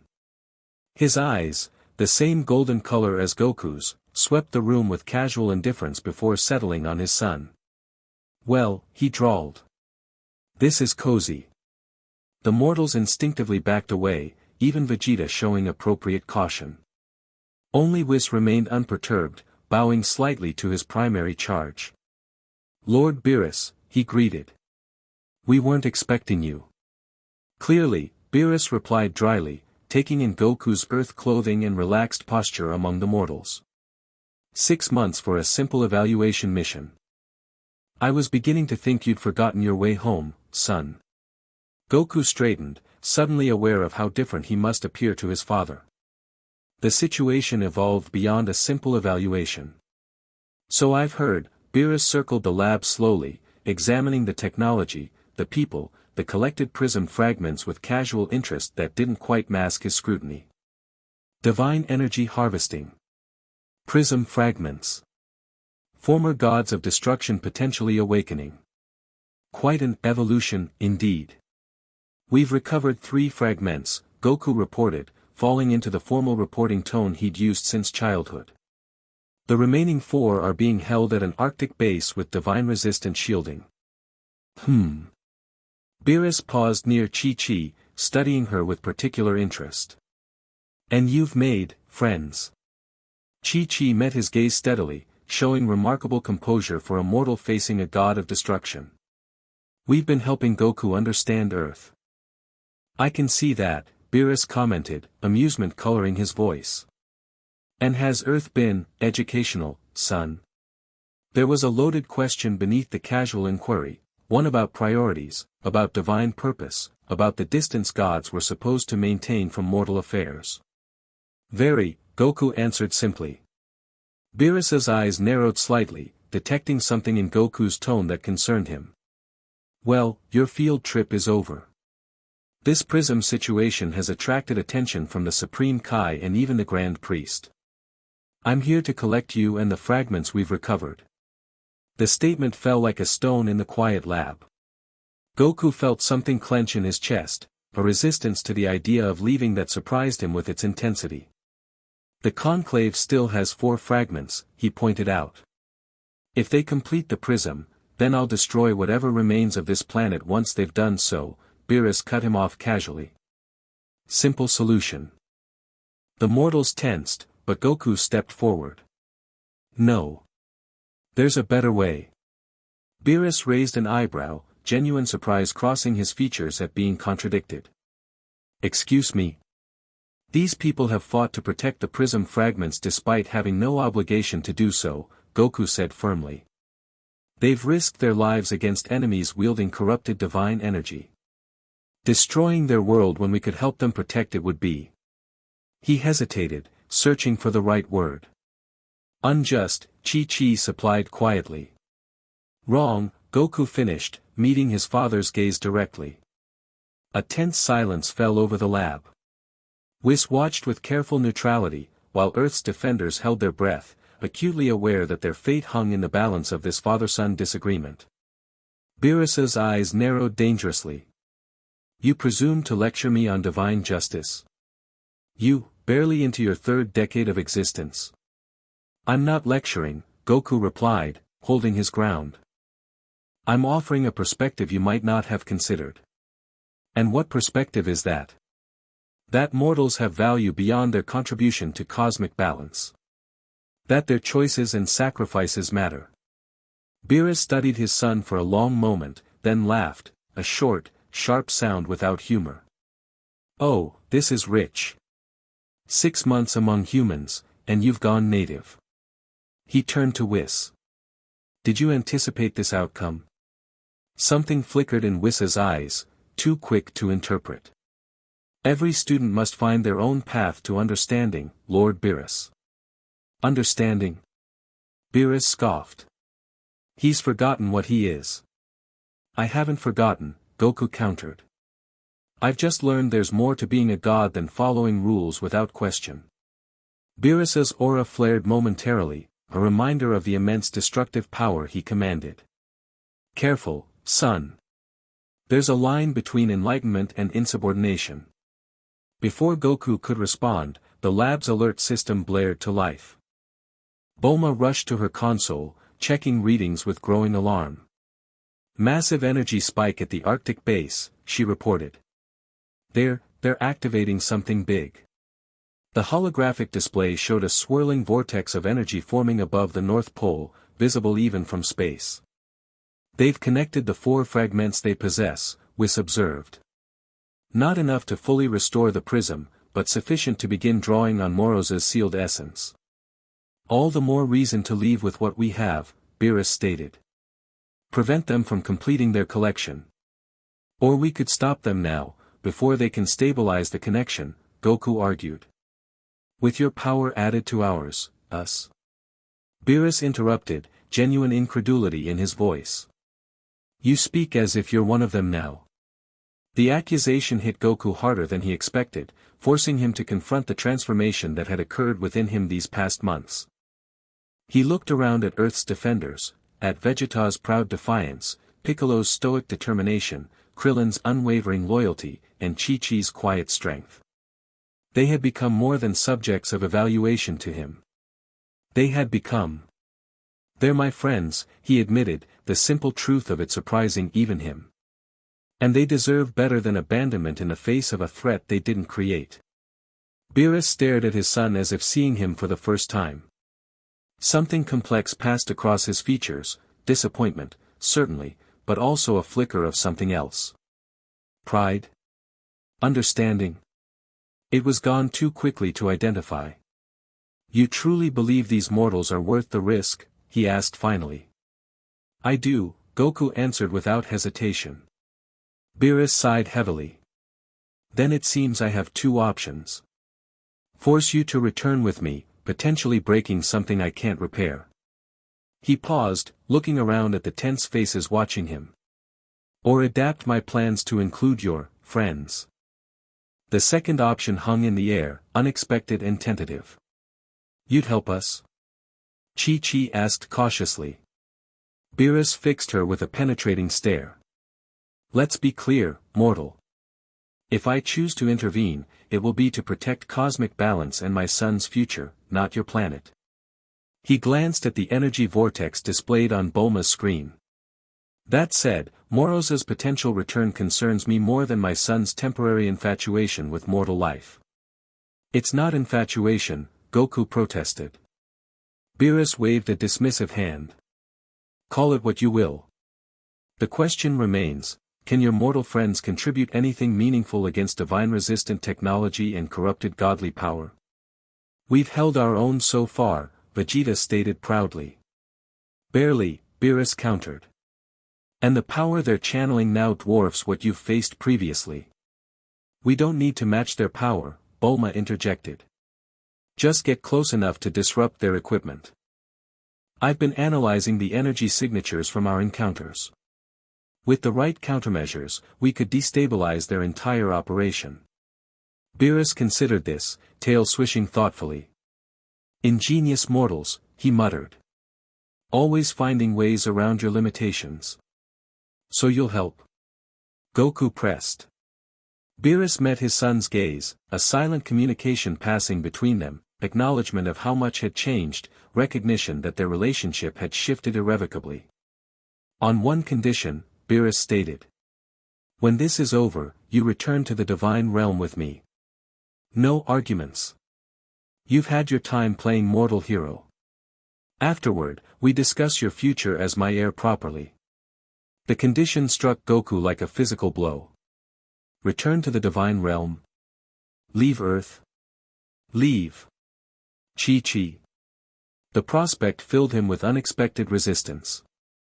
Yet he knew his father was already making an unprecedented concession merely by offering to help. Gods of destruction didn't compromise, especially not for mortal concerns. Agreed, Goku said finally, aware of Chi-Chi's sharp intake of breath beside him. Beerus nodded, satisfied.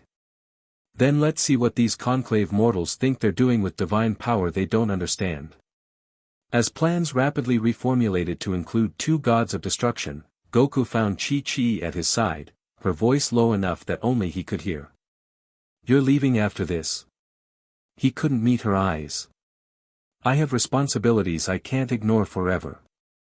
I know that, she said, surprising him. I've always known you weren't here permanently. She paused, gathering her thoughts. I just wish we had more time. The simple honesty of her statement twisted something inside him.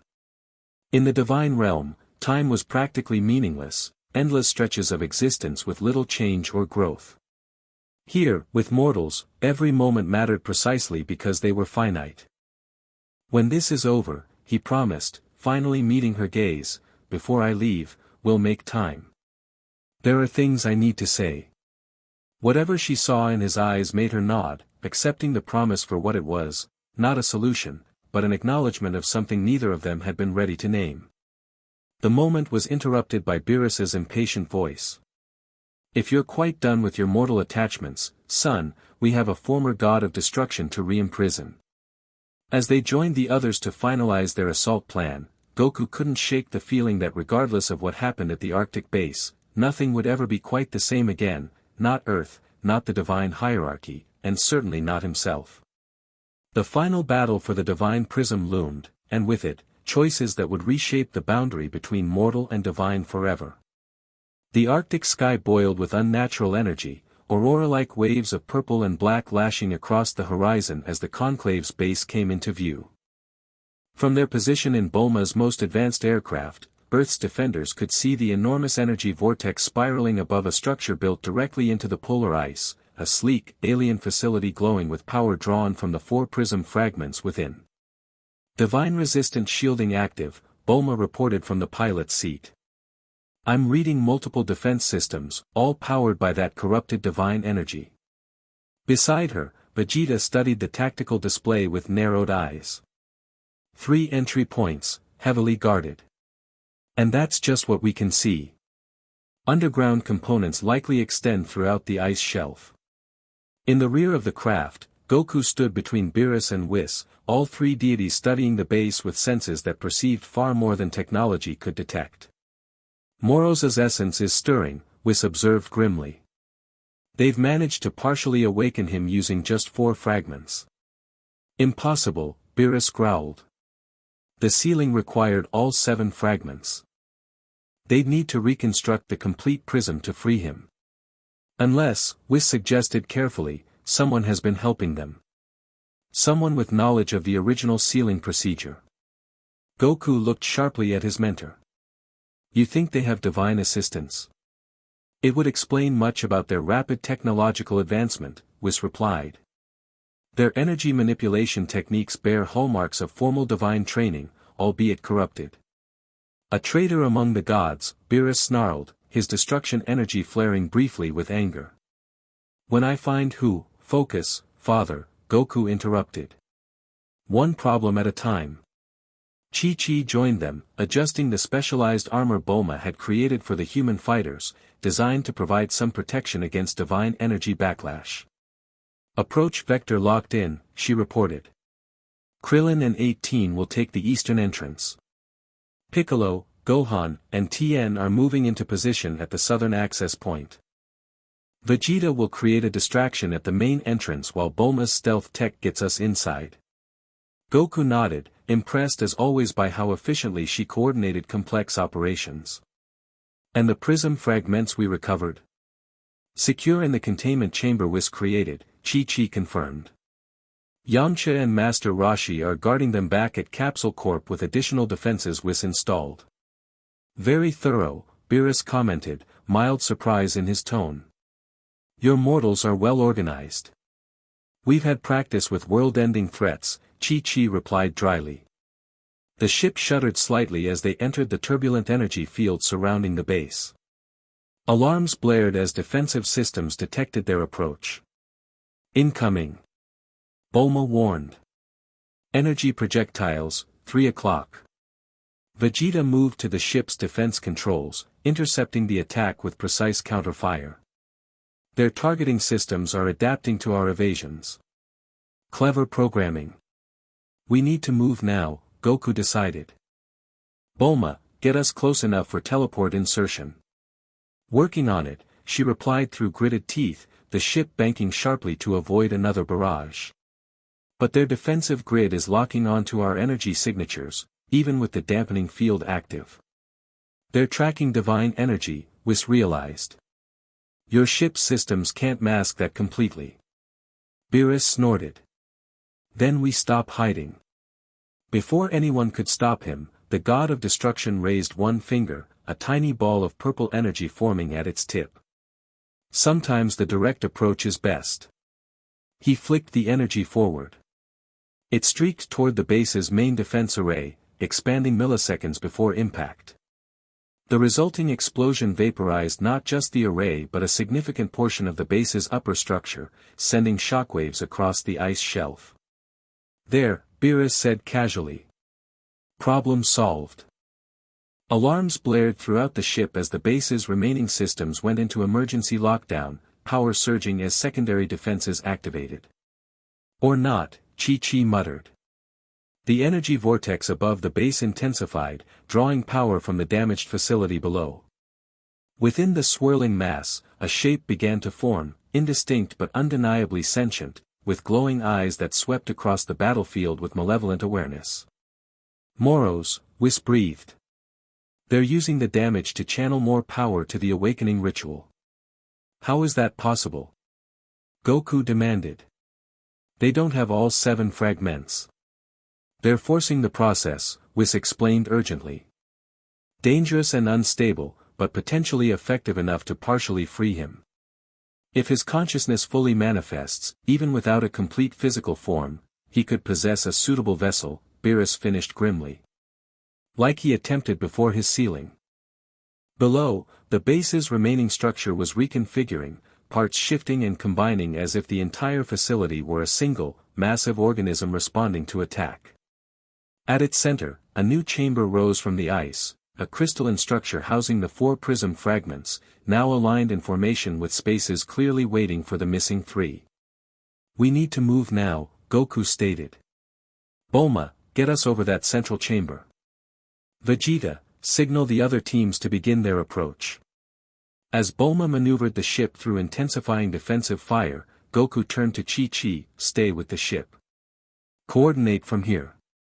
Not happening, she replied immediately. I didn't train with a god for 6 months to sit out the final battle.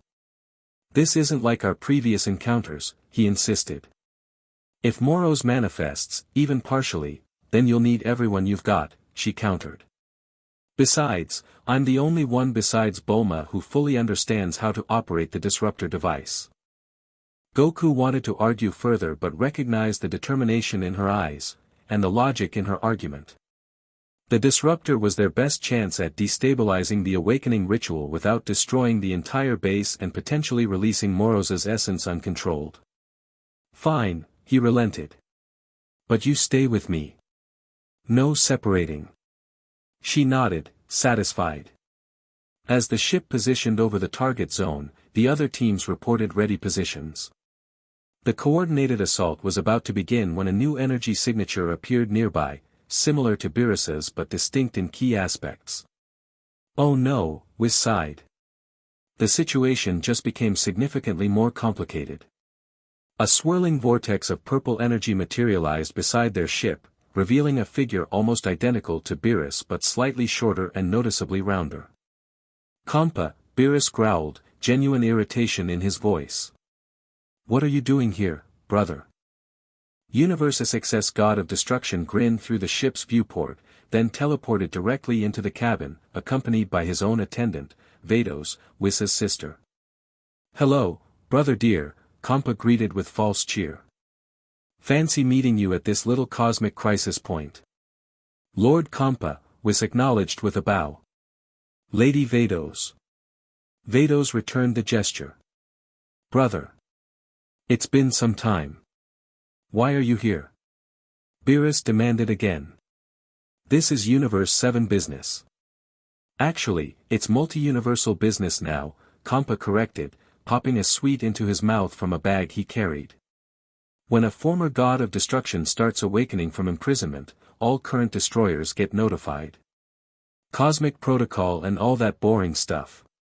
His eyes fell on Goku, widening slightly. So this is your offspring. Interesting. Has your temperament but better muscle definition.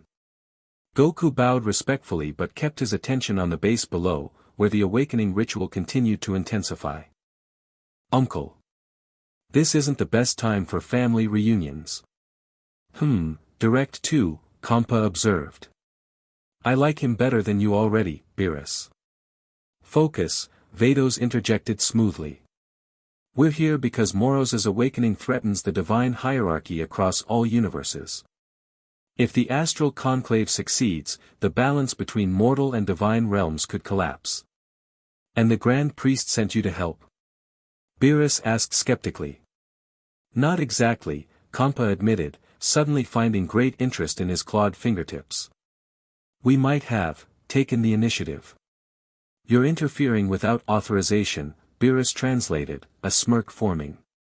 How unlike you to risk reprimand.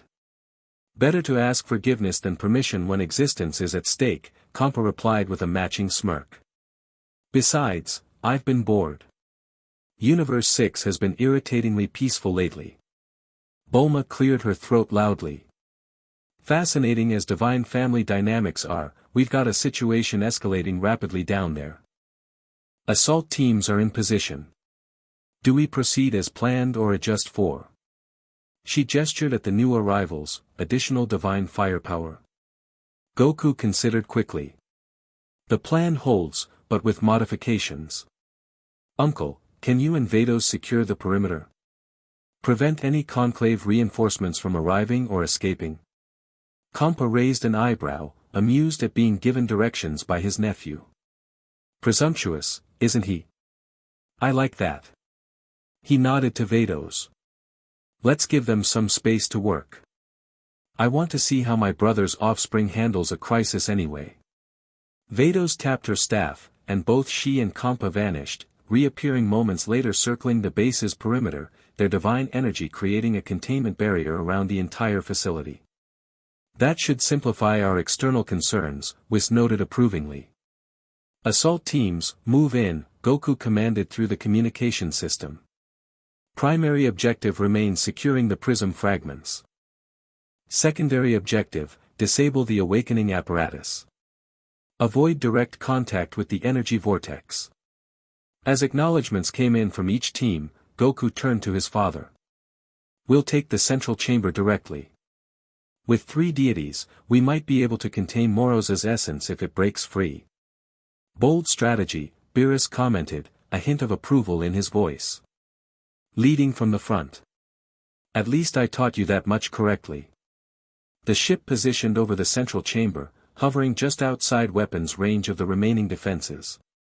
Below, they could see conclave forces mobilizing, enhanced soldiers, technical specialists, and at the center of it all, a familiar figure directing operations. Ginyu, Chi identified him. And he's got more cybernetic enhancements than before. Indeed, the captain appeared more machine than organic now, his body a patchwork of alien technology and corrupted divine energy. He looked up, somehow sensing their presence despite the ship's stealth systems, and smiled, a cold, mechanical expression that promised violence. Time to end this, Goku stated. He placed a hand on Chi-Chi's shoulder and nodded to his father and Whis. Ready? At their confirmation, he teleported their small group directly into the heart of the conclave base, materializing in the crystalline chamber housing the 4 prism fragments. Alarms blared instantly as sensors detected the divine energy surge of their arrival. The chamber was a marvel of alien engineering, a perfect fusion of technology and mystical design. The 4 fragments hovered in formation, connected by streams of energy that fed into a central apparatus where the remaining 3 spaces waited empty. Around them, conclave technicians worked frantically at control stations, adjusting energy flows and monitoring the awakening process. Their arrival caused immediate panic. Technicians abandoned their stations, fleeing toward sealed exits. Guards moved to intercept, weapons charged with that now familiar corrupted divine energy. Intruders in the prism chamber, one shouted into a communication device. Multiple divine signatures. Isolate and contain, came Ginyu's voice over the facility's speakers. Awaken Protocol Omega initiated. The chamber's crystalline walls began to pulse with energy, the entire room shifting into a defensive configuration. Panels slid open, revealing advanced weapon systems that locked onto the intruders. I'll handle defenses, Beerus stated calmly. With casual flicks of his fingers, he sent tiny destruction energy pulses that systematically disabled each weapon before it could fire. Focus on the fragments. Goku and Chi-Chi moved toward the central apparatus, while Whis established a containment field around the chamber to prevent energy leakage, or escape. The disruptor, Goku reminded Chi-Chi, eyeing the increasingly unstable energy flows between fragments. She nodded, pulling the device from her pack, Bulma's creation, designed to interrupt the specific frequency the conclave was using to force Moroz's awakening. As she approached the control console, however, the energy flows suddenly intensified, the fragments pulsing in unison. Something's wrong, Whis called out, genuine concern in his voice. They're accelerating the process. Above the fragments, the energy vortex began to coalesce, forming a more distinct shape, a face emerging from the chaos, eyes burning with ancient malice and recognition as they fixed on Beerus.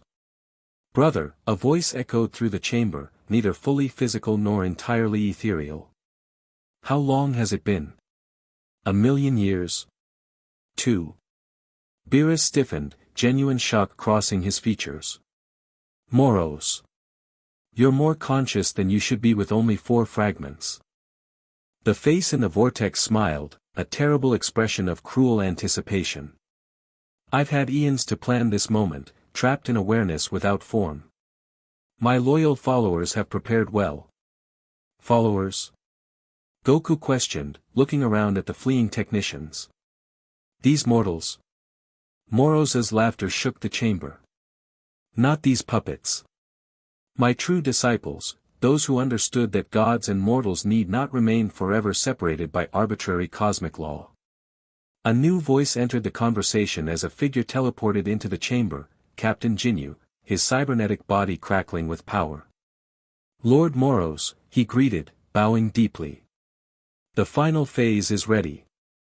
We need only delay these intruders until what? Chi-Chi demanded, still working to activate the disruptor. Ginyu smiled his mechanical smile. Until our off-world teams deliver the remaining fragments, of course. Did you think we wouldn't anticipate your defense of the three you recovered? Even now, Capsule Corporation is under attack. Goku's blood ran cold. The three fragments they'd secured, left under guard at Bulma's facility, were vulnerable if the Conclave had dedicated sufficient forces. You're bluffing, Chi-Chi challenged, though uncertainty crept into her voice. Am I? Ginyu raised his cybernetic arm, displaying a live feed of Capsule Corp under assault, specialized Conclave forces engaging Yamcha and Master Roshi in desperate battle while others breached the laboratory where the fragments were stored. No. Chi-Chi gasped. Goku made a split-second decision. Father, can you and Whis contain this situation?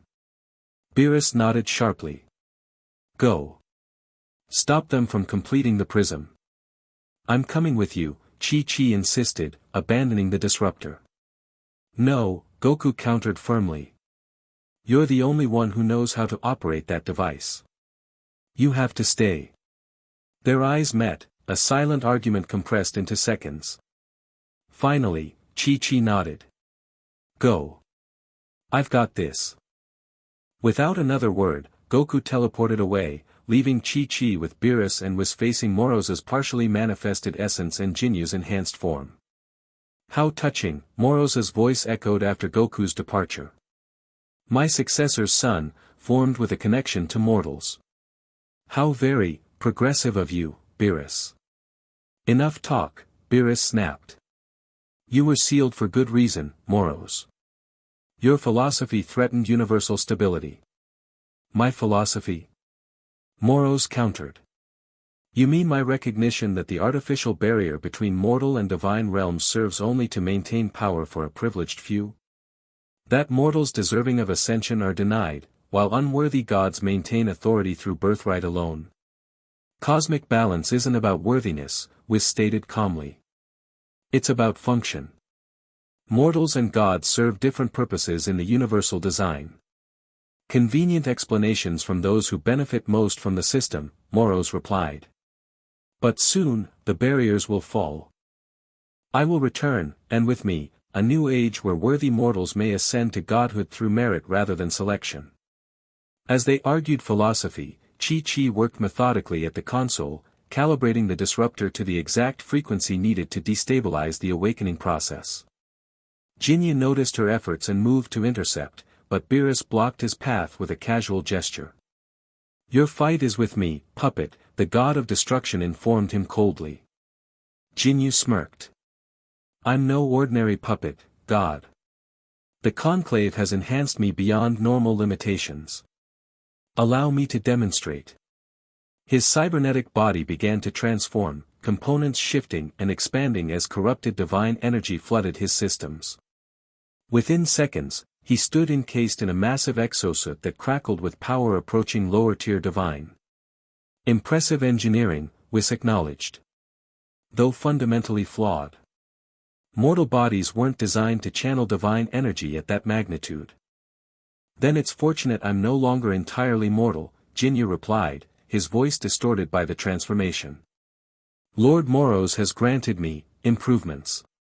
He struck with shocking speed, his enhanced form moving faster than even advanced divine senses could easily track. Beerus deflected the attack with one hand, but the impact forced him back several steps, an unprecedented occurrence that momentarily surprised even him. Interesting, Beerus commented, genuine curiosity in his voice. You actually made me move. And I'm just getting started, Ginyu promised. While Beerus engaged Ginyu, Whis maintained a containment field around Moroz's essence, preventing it from expanding further. The partial manifestation strained against the barrier, testing its limits with increasing frustration. You cannot contain me forever, Whis, Moroz taunted. Not with my vessel approaching completion. Your vessel? Chi-Chi asked, pausing in her work on the disruptor. Moroz's spectral face turned toward her, studying her with ancient, malevolent intelligence. Every god requires a form, mortal woman. Mine awaits final preparation. Understanding dawned on Chi-Chi's face. The prism isn't just to free you, it's to create a new body for you. Very perceptive, Moros praised mockingly. The complete prism, properly charged with divine essence, will serve as a perfect crystalline form, one immune to the limitations of flesh, beyond even the authority of the Grand Priest himself. The implications were staggering. Not just the return of a rogue god of destruction, but one potentially beyond the control mechanisms built into the divine hierarchy. Chi worked faster, fingers flying across the disruptor's controls. You're assuming you'll get all 7 fragments. Oh, I will, Moros assured her. Your friend Goku is powerful, but he cannot be in 2 places at once. And my followers at your capsule corporation have one advantage he doesn't expect. What's that? Chi asked, buying time as the disruptor neared activation readiness. Moros's spectral smile widened. Divine assistance. Capsule Corporation was in chaos when Goku arrived. The main laboratory had been breached, defensive systems overloaded by targeted strikes that suggested intimate knowledge of Bulma's security protocols. Bodies of Conclave soldiers littered the approach, evidence of Yamcha and Master Roshi's valiant defense, but the inner sanctum where the prism fragments were stored had been penetrated. Goku materialized in the sanctum doorway to find Yamcha unconscious, Master Roshi barely standing, and a team of specialized Conclave operatives working to extract the fragments from Whis' containment field. But what froze Goku in place was the figure directing them, a tall, pink-skinned being with white hair and the unmistakable attire of a Supreme Kai. Impossible, Goku breathed. The Kai turned, surprise briefly crossing his features before settling into smug confidence. The son of Beerus. I wondered if you might complicate matters. You're a Supreme Kai, Goku stated, disbelief coloring his voice.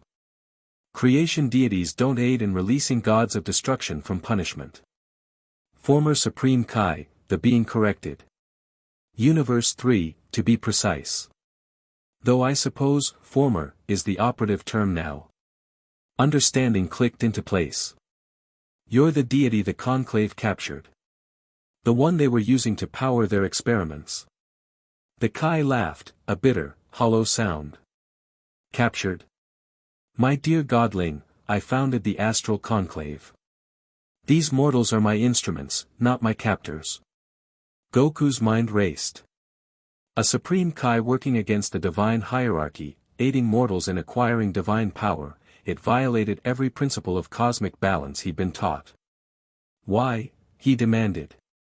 Supreme Kai are guardians of creation, protectors of life. And what has the divine hierarchy done with that responsibility? The renegade Kai challenged. Allowed gods of destruction to erase civilizations on whims. Permitted mortal suffering on an unimaginable scale. Maintained arbitrary divisions between beings based solely on accident of origin. He gestured to the Conclave operatives continuing their work on the containment field. These mortals have achieved more through determination and intelligence than many deities have through eons of existence. Why shouldn't they ascend? Why shouldn't the barriers between mortal and divine be permeable based on merit rather than birth?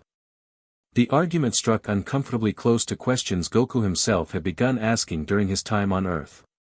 The difference was in the methods. This Kai had chosen violent revolution over gradual change. And Moros? Goku pressed. You'd release a deity known for cruelty and tyranny to achieve this vision? Moros was visionary, the Kai corrected. The first to recognize the artificial nature of our cosmic caste system. His methods were perhaps extreme, but his goal was liberation for all beings. While they spoke, Goku assessed the situation tactically.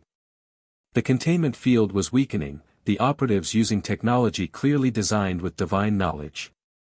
Master Roshi was still conscious but barely, leaning heavily against a console, watching the conversation with strategic awareness despite his injuries. You realize Moros will betray you, Goku stated, moving subtly to position himself between the operatives and their exit path. Gods of destruction don't share power. Perhaps the old Moros wouldn't, the Kai acknowledged. But eons of imprisonment changes perspective. We have an understanding. He provides the divine authority to reshape cosmic law, and I ensure worthy mortals gain their rightful place in the new order. You're being used, Goku insisted. I've studied Morosa's history. He doesn't believe mortals should ascend, he believes they should be ruled by gods directly. Doubt flickered briefly in the Kai's eyes before hardening into resolve. Enough talk. The fragments are almost secured. Your presence here changes nothing. I wouldn't be so sure about that, Master Roshi spoke up, his voice weak but determined. He raised a trembling hand, revealing a small device clutched in his palm. Bulma always has contingency plans. Before anyone could react, he pressed the device's button. The laboratory's lights flickered, and the containment field around the fragments suddenly intensified rather than failing, a reverse trigger that activated emergency protocols. No, the renegade Kai shouted, lunging toward Roshi. Goku intercepted him, their bodies colliding with cosmic force that shook the entire building. Your fight is with me, he stated coldly.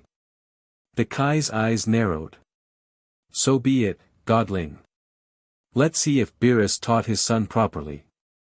Divine energy erupted between them, creation energy against destruction power, fundamental forces of the universe in direct opposition. The laboratory couldn't contain such power, walls disintegrated, the ceiling vaporized, and the battlefield expanded to the sky above Capsule Corporation.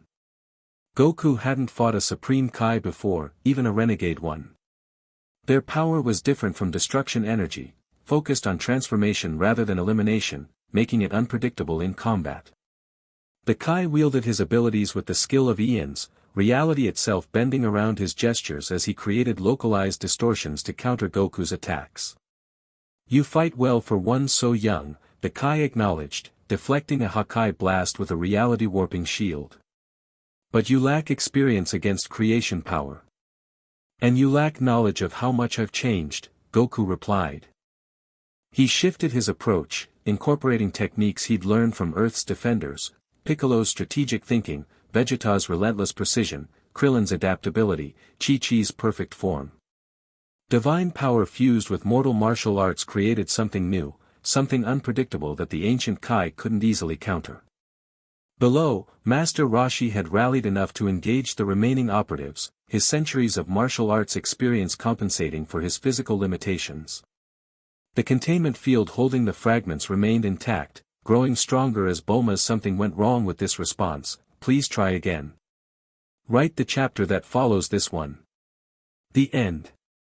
Thank you for watching this video. Please be sure to subscribe to our channel and like this video.